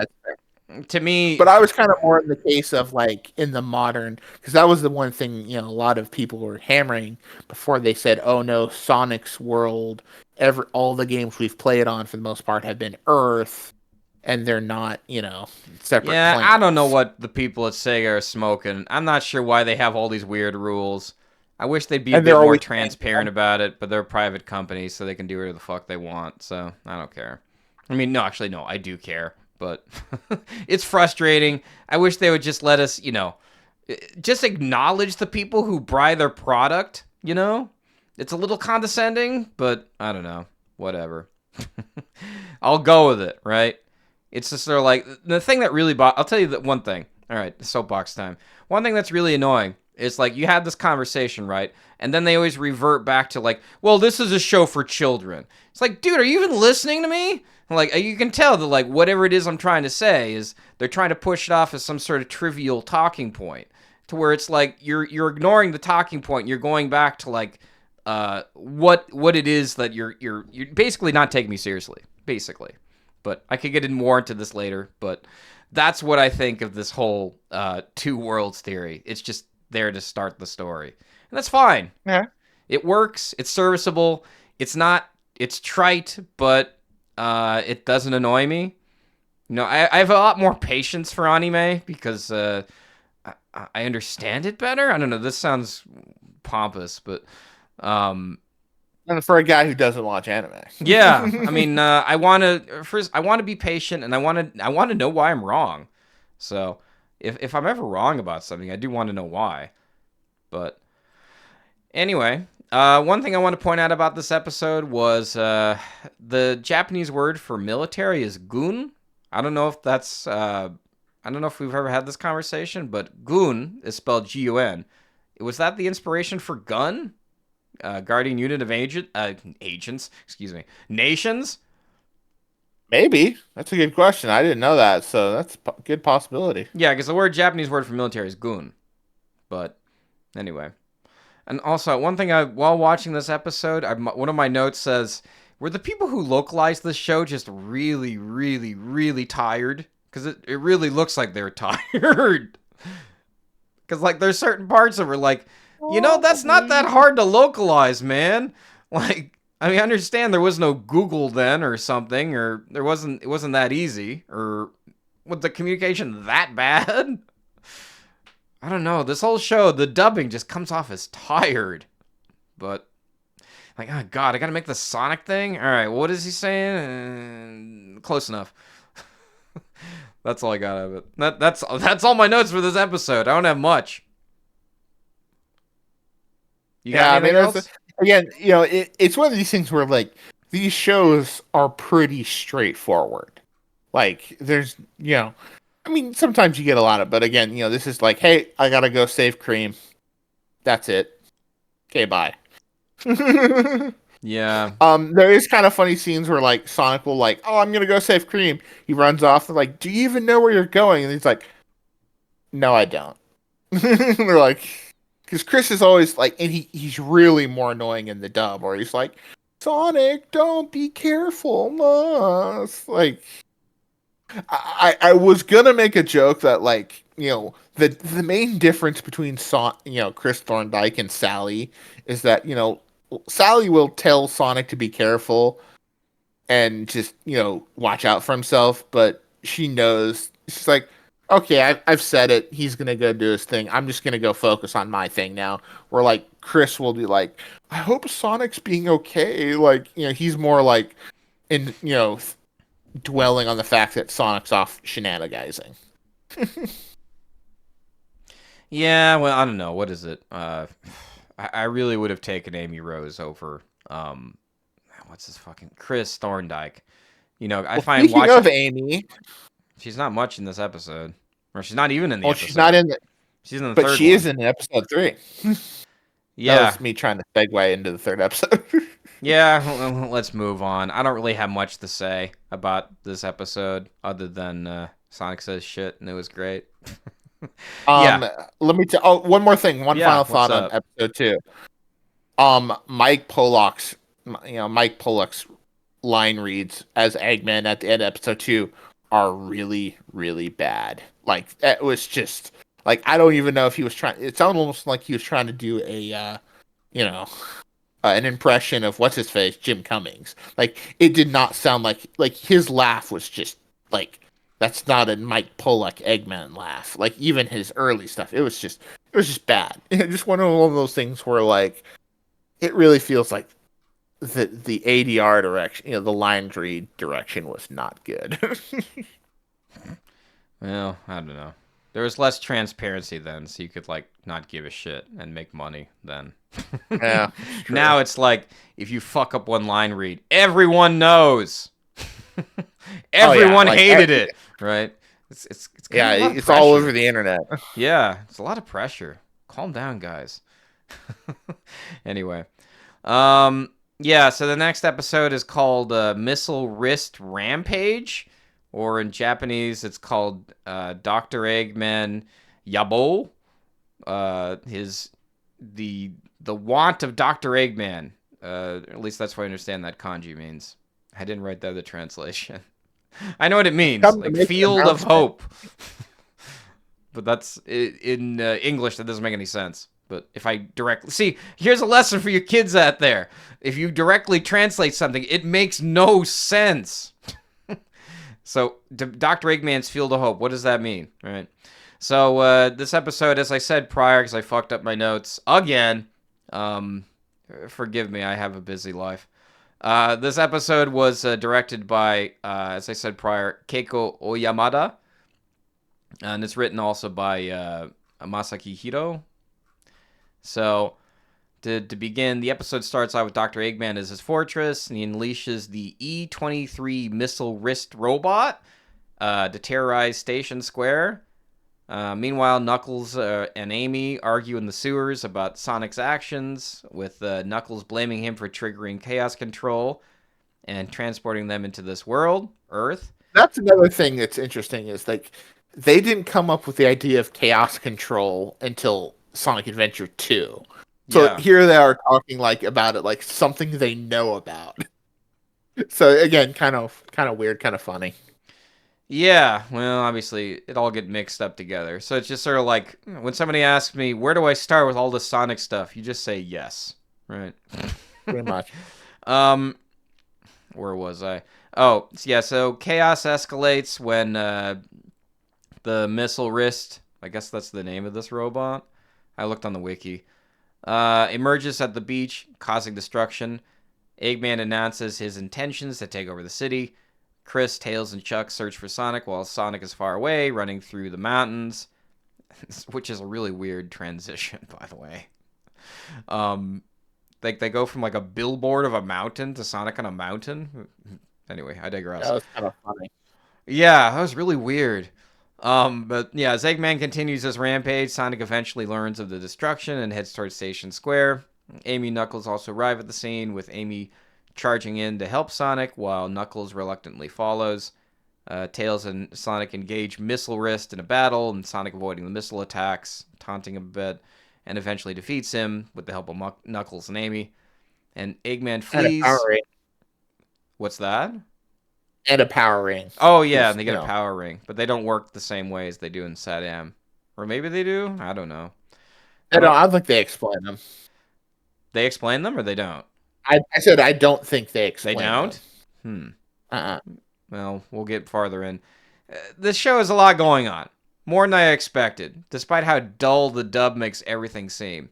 But Anyway, Eggman flees after his robot is destroyed, but Sonic, Amy, and Knuckles are confronted by gun soldiers, I think, because I didn't watch the dub. Did they call them gun soldiers in the dub? They're just soldiers. Just soldiers.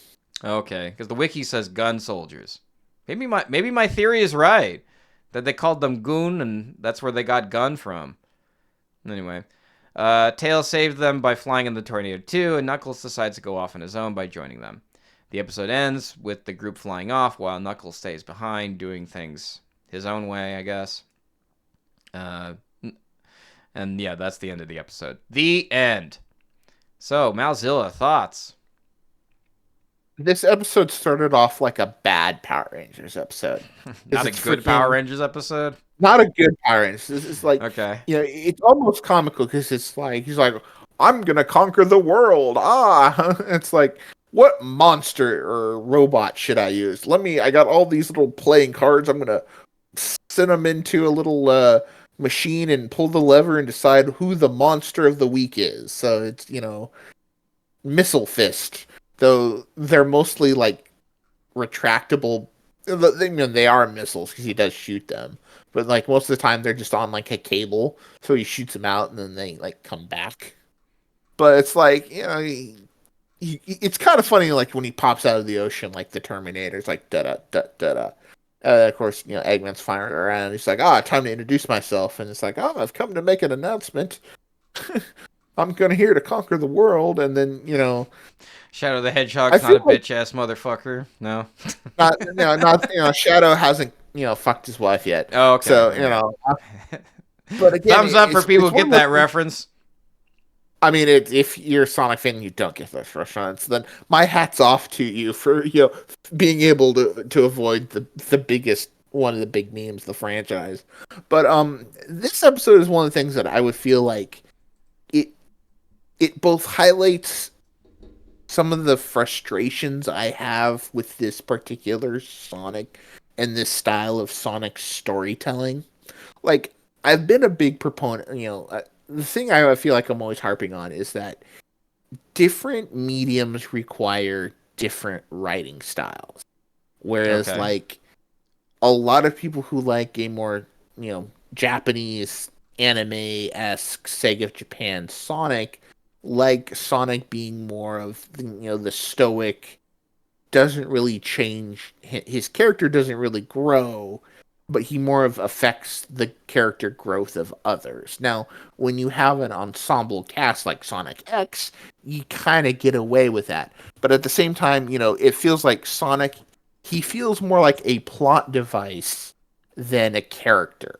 Where it's like, Eggman's attacking, we have to go find Sonic. And where's Sonic? He's all fucking around in the mountains. It's like, it's fine once, but then it gets really, really repetitive, where it's like you have the main characters go off on the plot, but Sonic wanting to do his own thing, which is fair enough, that's part of the character. He goes off and does his own thing, but then the plot happens to them, and it's just like, we have to wait till Sonic shows up, and Sonic shows up eventually and saves the day. And it's just really super repetitive and can get kind of boring. I know you didn't watch the dub, and I did, and let me tell you, again, I don't really care much for the English. I've never really cared much for the forecast dub, like outside of Mike, and again, Jason Griffith. No, man, I totally get it. It's really dull, and they really kidify the entire show. They kidify the whole. It's not so much they kidify. It's just like Knuckles. I'm going to use Knuckles as an example in this case because Gangrene, he's a fine voice actress. His Mephiles is legendary. His Knuckles, especially in this one, Knuckles is kind of a hothead. But this one he felt like he said, okay, you're going to play a hothead and we're going to turn it up to 11 where it's not like, where like in a way that like feels like it's supposed to be funny, but it's not. Like in the Japanese sub, he at least with the way it translated, like he had his frustrations with Sonic in this whole scenario, and he's like, I gotta get back to Angel Island. I gotta protect the Master Emerald because that's what I do. That's my job. But you can kind of see that he's frustrated, but he also kind of knows this is what Sonic does. Whereas, like, in the dub, like, both him and Amy are bitching and moaning, like, ah, damn you, Sonic, for. It's like, I'm not going to talk to you if you're going to be mean to Sonic, blah, blah, blah. And it's just like, okay, okay. I mean, because Amy and Knuckles is a fun character dynamic, especially in the more modern, games and comics. So, to just see them just walk around in the sewer most of the time was just kind of meh. Though it was also kind of funny, like, Amy, like, she actually decides, to do something, and she takes the elevator up. Knuckles like, fine. He beats her to the top by going up the stairs, but she just like she goes, gets her hammer, and just smacks the robot, and they just look at her, and she's like, ah, crap, and then she's suddenly a hostage. It's like, you tried, Amy, you tried, but again, it's it's the least fine. It was my least favorite of the three, you know, because again, Chris was whiny. This would start setting up some of the trends that I wasn't particularly fond of in Sonic X. Okay. So this is kind of like where they all started. And that's kind of like somewhere a lot of my frustrations are gonna get You're starting to going groan. with You're this. starting to groan already. Yeah, it's starting to groan. Uh-oh. I think like episode 4 is called like the search for the Chaos Emerald. So it's like, okay, we're gonna start, progressing things forward a bit. But, before we start getting, caught up in these, weekly, oh, who's the monster, who's the robot that Eggman's gonna send out this time, and what inconvenience it's gonna be until they send in, Sonic, stops fucking around with the flowers and the mountains and starts, doing stuff. Like, I get people wanting Sonic to be kind of more carefree and on the go, but when you're like, even him's got to realize, like, as much as I like to go off and explore stuff, it seems like shit always goes down when I'm off doing that. So maybe if I keep my exploring more local, so if something does go down, I can go have fun with that. Seems like more of the logical thing to do. Oh, wait, what do you mean by that? Things go more local.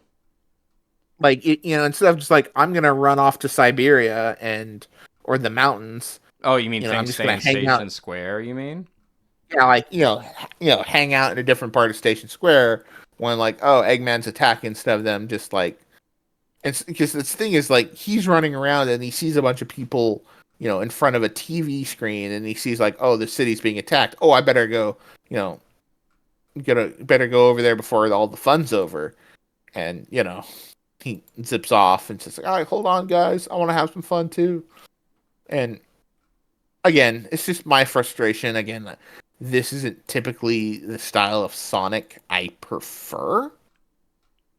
So even though everyone's like, "Oh, but this is the real Sonic," it's like, Yeah, whatever. it's just sort of like, it's not that fun, man. It's like I can't bring this to Yeah, like I can't like go to one of my friends and be like, "Hey, man, Sonic X, that's the shit. It's where it's at," and be like, people are gonna look at me like I'm a fucking weeb, man. That's just, it's gonna be like, who is Chris Thorndike? It's the same thing with like Wade and Knuckles, except Wade's a lot more entertaining. yeah, that's for sure. I'd rather watch that But show on repeat than this. That's for sure. yeah, and again, it's kind of like what I'm saying with just the writing styles. It's just like when Sonic is in a TV show or a movie, as much as people complain, it's like, oh, this isn't the game Sonic. It's like, no, it's not a game Sonic. Games have an interactive element to them that movies and TV shows and books and comics don't. Now, we interact with it by either watching or reading, but we're not actually playing the character. We're just reading their exploits. We're visually consuming their adventures. So, and trying to like imagine if we had this Sonic style of Sonic writing in that first Sonic movie. Mm-hmm. I mean, obviously, this is a whole lot of what ifs. I'm sure it would have gotten some fans, but I don't think it would have done well at all. Like, it Sonic the Hedgehog would have been a one and done movie, Mm-hmm. even with like like even before the design change. Like even if you had like this regular Sonic design from the get-go, if it just had this style of writing, I don't think it would have made some money from some diehard fans. It would have, you know, some of the hardcore people would have said, "Yeah, we like this." But I'd say the general audience would say this is like I'm here to watch Sonic do stuff. Why isn't he doing stuff? Why is he over here in the mountain just sniffing flowers as opposed to, like being and why are we focusing more on the main cast trying to do stuff? So those are just some of my bitching and moaning. Okay. Uh, I mean, for me, when I'm watching this show, what I got out of it was I'm actually quite enjoying it this time around. I didn't think I would. Like I said, it's not bad, and there's certainly some fun, analysis that can be have as we continue to progress of, how because again, I've always liked to look at Sonic through the lens of when was this made, where we were in the franchise, because again, things have changed. It's one thing that I see a lot of Sonic fans have a problem with is they are, they have their lens in which they consume Sonic from, and it's usually a more modern lens or when they've came into the franchise. Their Mm-hmm. lens doesn't really change much, so they grade everything through that same lens, which is fine. If that's your prerogative, that's your prerogative.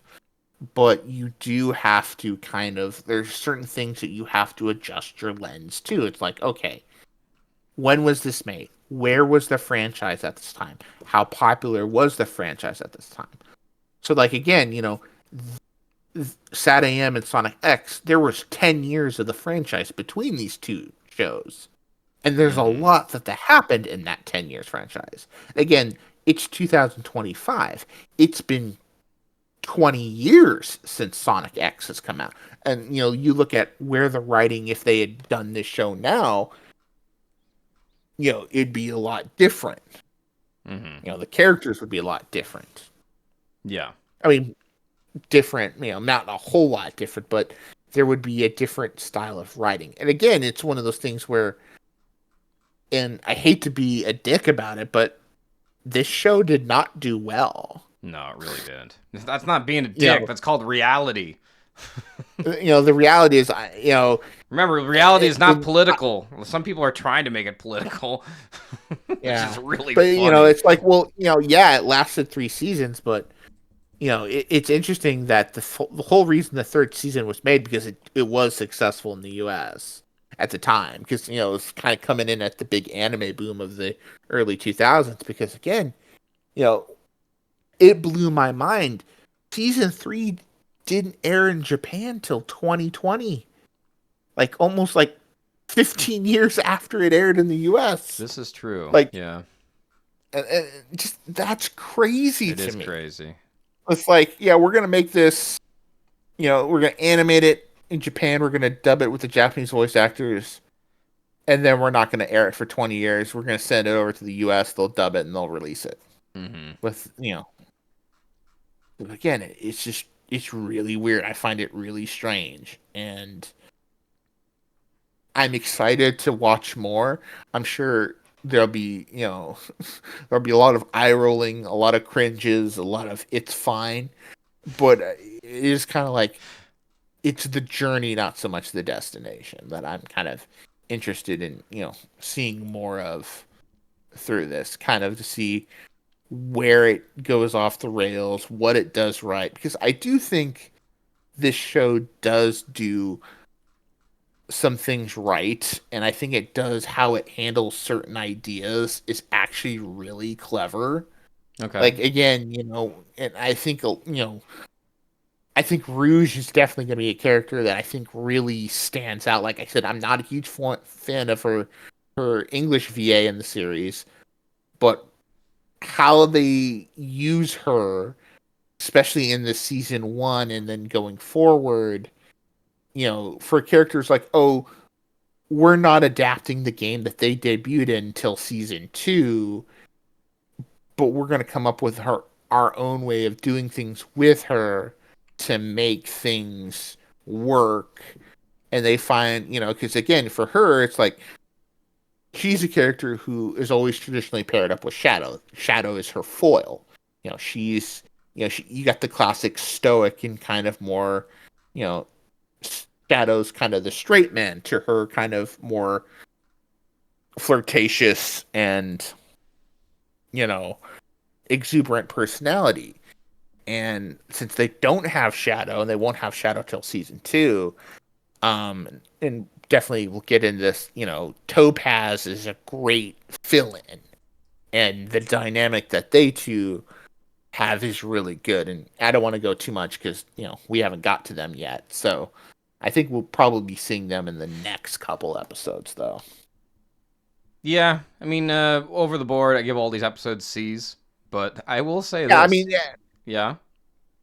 I would be with you. I'd say, it's classic C's. It's like, it's not terrible, but I wouldn't say it's good. I mean, this is the funny thing about, I don't know, I have such a hard time, like, appreciating Japanese culture sometimes, because, all right, let me paint you a picture for you here. So, for example, ramen, right? In America, if you buy ramen, you're considered to be poor, right? Because it's cheap, it's really inexpensive, and, it doesn't cost much, right? I mean, I guess that's cheap and it's one of inexpensive the. is. But in Japan, it's considered to be like a luxury. It's considered like there's ramen stores, there's udon places. And this type of food is like the type of food that a lot of people in the West consider to be, food for poor people because it's so cheap to put together. Whereas I would make one adjustment to that. Okay. It's kind of what you're saying, but I think the point is how when American thinks of ramen, probably they think of either cup of noodles or those cheap things you get at the grocery store that you just like. Yeah, you that's just what I'm throw the talking noodles about. in Top ramen. boiling water. Yes. Yeah, top ramen. Whereas like ramen Japan, you have ramen shops, but like these are restaurants. The quality is infinitely higher. Yes. Like these are like sometimes they're handmade noodles. These are actually like freshly cooked as opposed to the cheapest possible, dehydrated noodles and the most sodium filled MSG flavoring powder to mix in. Mm-hmm. This is like sometimes these are like soup stocks made from fresh ingredients. These are like fresh cooked, tonkatsu or pork belly or whatever you got in there. Like those are like actual cooked meals as opposed to I'm just gonna boil some water and throw like a package of dehydrated noodles into it. Again, it's just kind of, it's not so much they're the same, but they're also different. That's I think what I'm trying to get at mostly. Am I making sense? Sure, but I guess my question would be is, do you understand my analogy? Yeah, I get it. It's we're thinking of, the word has two different connotations and two different ways of viewing things. Yeah. So what I'm saying is like basically like you took something that was like let's C grade level and you made it. I mean, okay, let's say an F grade level and you made it into a C. That's sort of what I think about Sonic X. It's like cheap ramen from America and it's made into something, I guess, exquisite, I guess you could say. For me, this entire experience has been, wow, they said this in Japanese. I'm wondering why, Sonic is the way he is today. Because I do want to appreciate, like, the Japanese side of Sonic. Like, what is it that people appreciate about it? What do they like about it? How did it create that? What's that? I'm with you 100% on that. I want to know. I want to know why people love this the way they do, and I just want to see why that is. I kind of, and just out of a place of curiosity, because again, Sonic's a lot of franchise. It's a big franchise, and there's a lot of different ways to take enjoyment out of it. And a lot of times, I think so much of the fans have been so like, well, if you don't enjoy it the same way I do, I'm just gonna be a dick to you. Eh, I think that's the wrong way of looking at it. It's like I want to see why do people like this, and if you like it, you like it. If you don't, you don't. That's fine. I'm just, I think it's just like, okay, let's see why people like this, and not from a like, oh, I'm just gonna hate watch this. From like, just it's keeping an open mind and seeing like, well, maybe there are good things about this. Maybe you can see why people have such an affinity for this, much like how we had an affinity for like Sat AM in the '90s. Mm-hmm. Yeah. I mean, what I'm getting out of this really is just seeing like the cultural differences and how it. Okay, let me put it this way. Um, I'm an atheist, right? I don't really believe in religion. Maybe when I was younger, I did. But one thing I really do love about religion is just basically how it kind of shaped our world and like the world we live in today. Oh, it's Like utterly fascinating. If you, whether you believe in it or not, it is fascinating from like an intellectual point of view.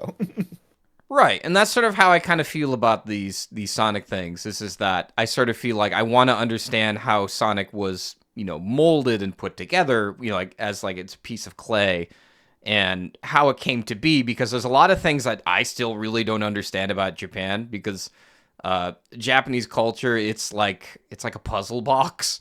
It's so dense, and it's like you have to have so much patience to appreciate it.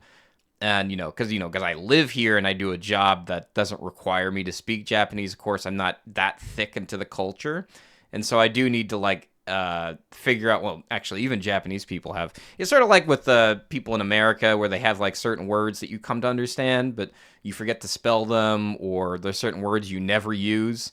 It's a lot like Hmm. that, and there's just like different ways to explain things. I'll give you an example. I mean, not to stray off too far, of course, here, but um, Sonic '06. Like Ian on the Bumblecast has said multiple times that um, what did he say? Oh, Silver the Hedgehog refers to Sonic as Aoi or naive, and what the word Aoi means naive in Japanese. Like it's a reference to the way plants grow in Japan because they start off as blue until they get green, and it's sort of like a word that like teachers refer to their students. Like they can refer to their students as like they're virgining, they're young, they're aoi, right? So that's like one little cultural tidbit about how they put together this game. I mean, you could get. I mean, I guess one I thing I thought it should was probably the case. yes. Well, I see. Like from what I remember him saying, it was a case of like you know the word that described because he's looking for the Iblis trigger. It was he's looking for the blue hedgehog but that word can also be used as naive hedgehog, and I would say Silver is much more naive than Sonic, and Was that's that kind of what Iblis? I thought. Excuse me. Forgive me. That's what I Yeah, meant. he's trying to find the Iblis trigger. It's like the Iblis I trigger haven't is even the touched Sonic '06, so forgive me if I fucked that up. yeah, no worries, but it's kind of like I forget whatever the word. It can be either changed. Mephiles says, oh, you have to find the blank hedgehog, where blank is either the word that means blue or naive, which is interesting because like in English, well, not so much English, but from a Western perspective, like what would be like a young or a novice person, like you said, how they start as blue and then they turn into green. Usually green is a reference to someone who is young and inexperienced. Hmm. So that's kind of inverse of how we would say things. Right. Yeah. That's another thing too. You have to also consider that the perception of color, like excuse me, color. Can't speak. The perception of color, as I just said, like the inverse of it being green and blue. It also goes with like sounds too. Like I don't know if you're familiar with the Kurosawa Akira movie Doskaden. Doskaden is the sound that a train makes, whereas like us, it's like chugga chugga chugga chugga chugga or something, right? Or um, there's other examples like zaza. It's like the way that water hits the ground, right? Like us, we'd probably say drip, drip, drip, that sort of thing. So the perception of Onomatopoeia. reality is very different.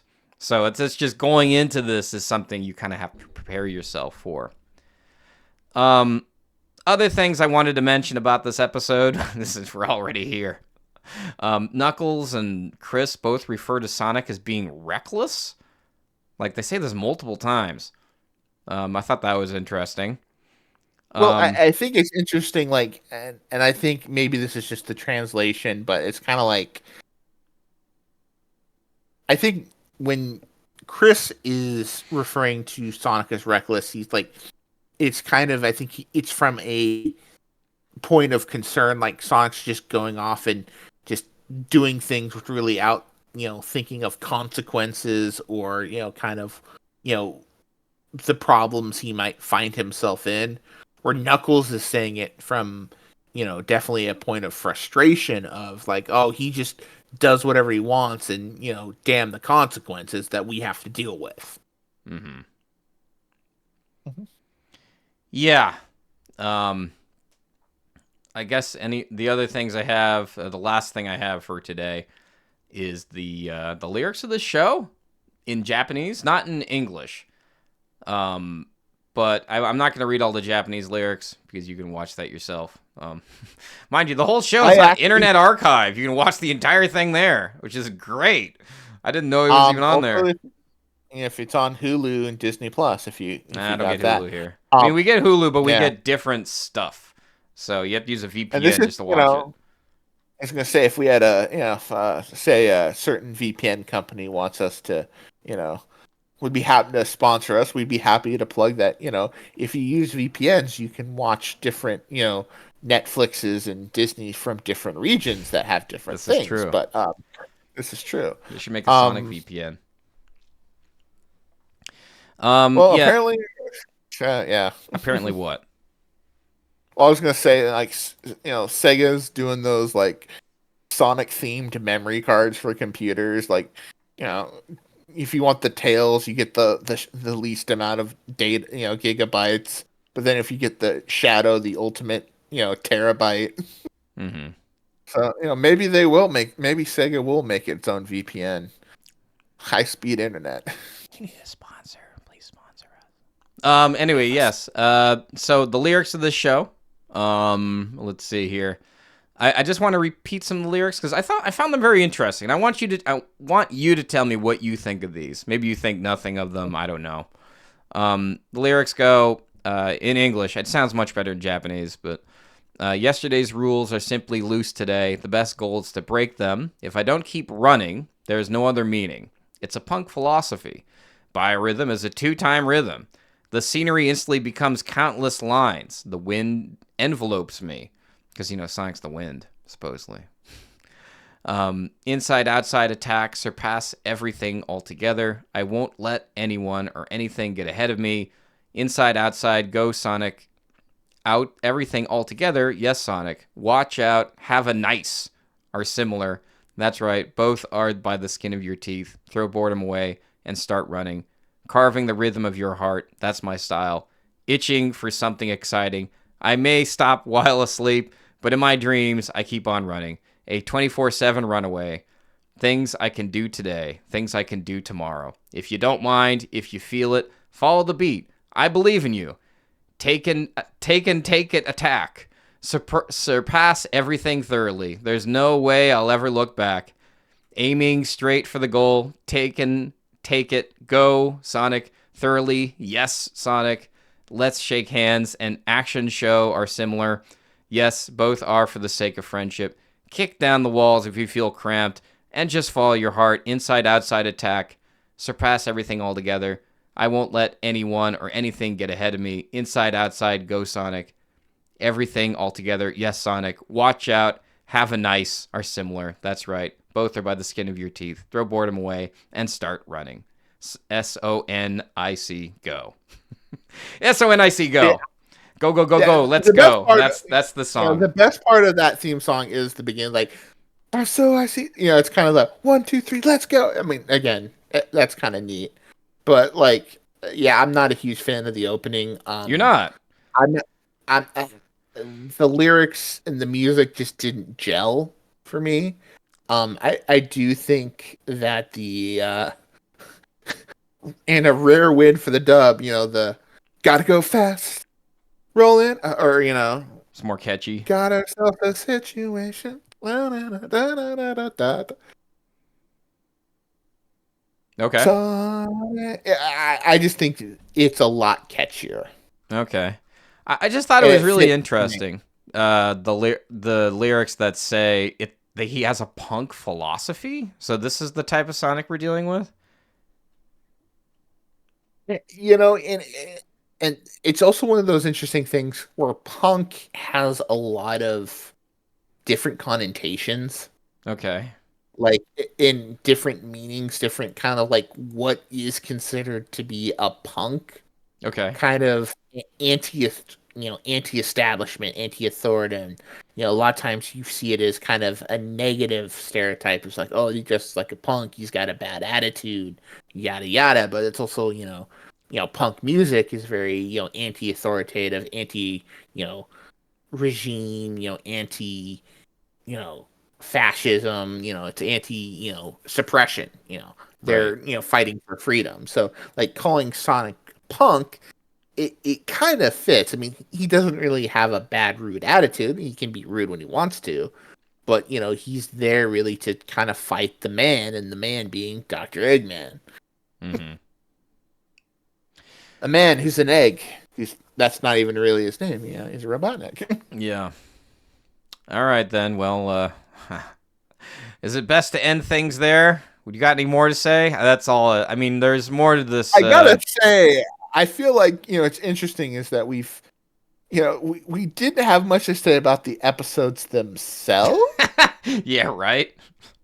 but we had a lot to say about like the things around the episodes, Yeah. which is actually kind of going to be fascinating because I think that's where a lot of the enjoyment going to be found. Is kind of is the inside outside of Sonic X as opposed to actual content. Yeah, the actual episode itself, like watching it as a show, is not so fun. To me, yeah, it's sort of like when you're like, I don't know, when I'm on the train or I'm having a hard day, like, God damn it, I gotta watch this show.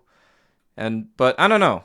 After watching the sub, I have been finding little things here and there, and I find it a lot more enjoyable than the dub. The dub's a lot more cringy than I remember. Oh, Or I actually, mean, no, again, it's about as dull and cringy as I remember. I take that back.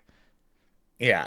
It's and again, I know a lot of Sonic X defenders have said, you know, the dub is not good, but the if you watch the sub, it's much better. Like that's where they seem to be doing a lot of, that's the hill that they're gonna die on is that the show is good, but it's the sub that's good, which I can understand. That's fair. I mean, again, one of the reasons 4 Kids is often mocked and ridiculed is that especially at the time and as fans started to demand more high quality dubs, you know localization, I mean, there's always going to be localization, and I feel like that's going to be one of the interesting things with this is that is the philosophy of localization of that it's always going to be there, but how is it handled? Mm-hmm. Because I know some people just want you know one of the reasons that they hate any dubbed anime is because they feel like it loses the artistic value. The script that was written is changed because it's been localized. It's like, well, yeah, I mean that's just always going to be the case because as we've mentioned before, some things just don't transfer over. Yeah, There's just we'll some have to get things into that just can't localization be. tricks another time. I have a whole thing on Yeah, that. yeah. But yeah, I think that's pretty much sums it up, and I had a lot more fun with this than I thought. So maybe Yeah, these discussions, if you like this, let us know. yeah. Be sure to subscribe if you've made it this far. Um, Follow us. on the socials. Join our Yeah, Discord. follow us on Twitter. We was it Malzilla runs the Twitter, or the Blue Sky. Um, Blue Sky, Twitter, Discord. yeah. What is it? Your thumbs up, your subscriptions, your follows, they do really help us grow, and it is helpful Makes for us us. feel good. If you like what we have to say, or if you have a few, bones to pick, we would love it if you subscribed, and we will listen to your message. If you want us to read one of your messages on air, please let us know. And especially if there's something that we said that was offensive, or what is it? That is something that we need to be corrected on. I'd be happy to read it here. If you want to do an audio, whatever it is you'd like to do, just come find us. We love hearing from you. Of course, we'll try to show you the most respect and positivity that we can, because the world's become a very negative place over the years, and because I don't want you guys to like turn on the show and just be angry. This is a happy place. This is for. I mean, sure, we do complain, we do bitch every now and then, but we do love. We want to show a sense of community. I'm not saying we need to all sit down here and sing Kumbaya. I'm just saying that, it's good to be with good people. And I'd like to believe that we're good people. And if you don't think we're good people, let us know. So, I hope you enjoyed hearing all of our fucked up ideas, or great ideas, or awesome ideas. And we'll see you next time. Gotta go fast. Bye. Shit! 行くぞ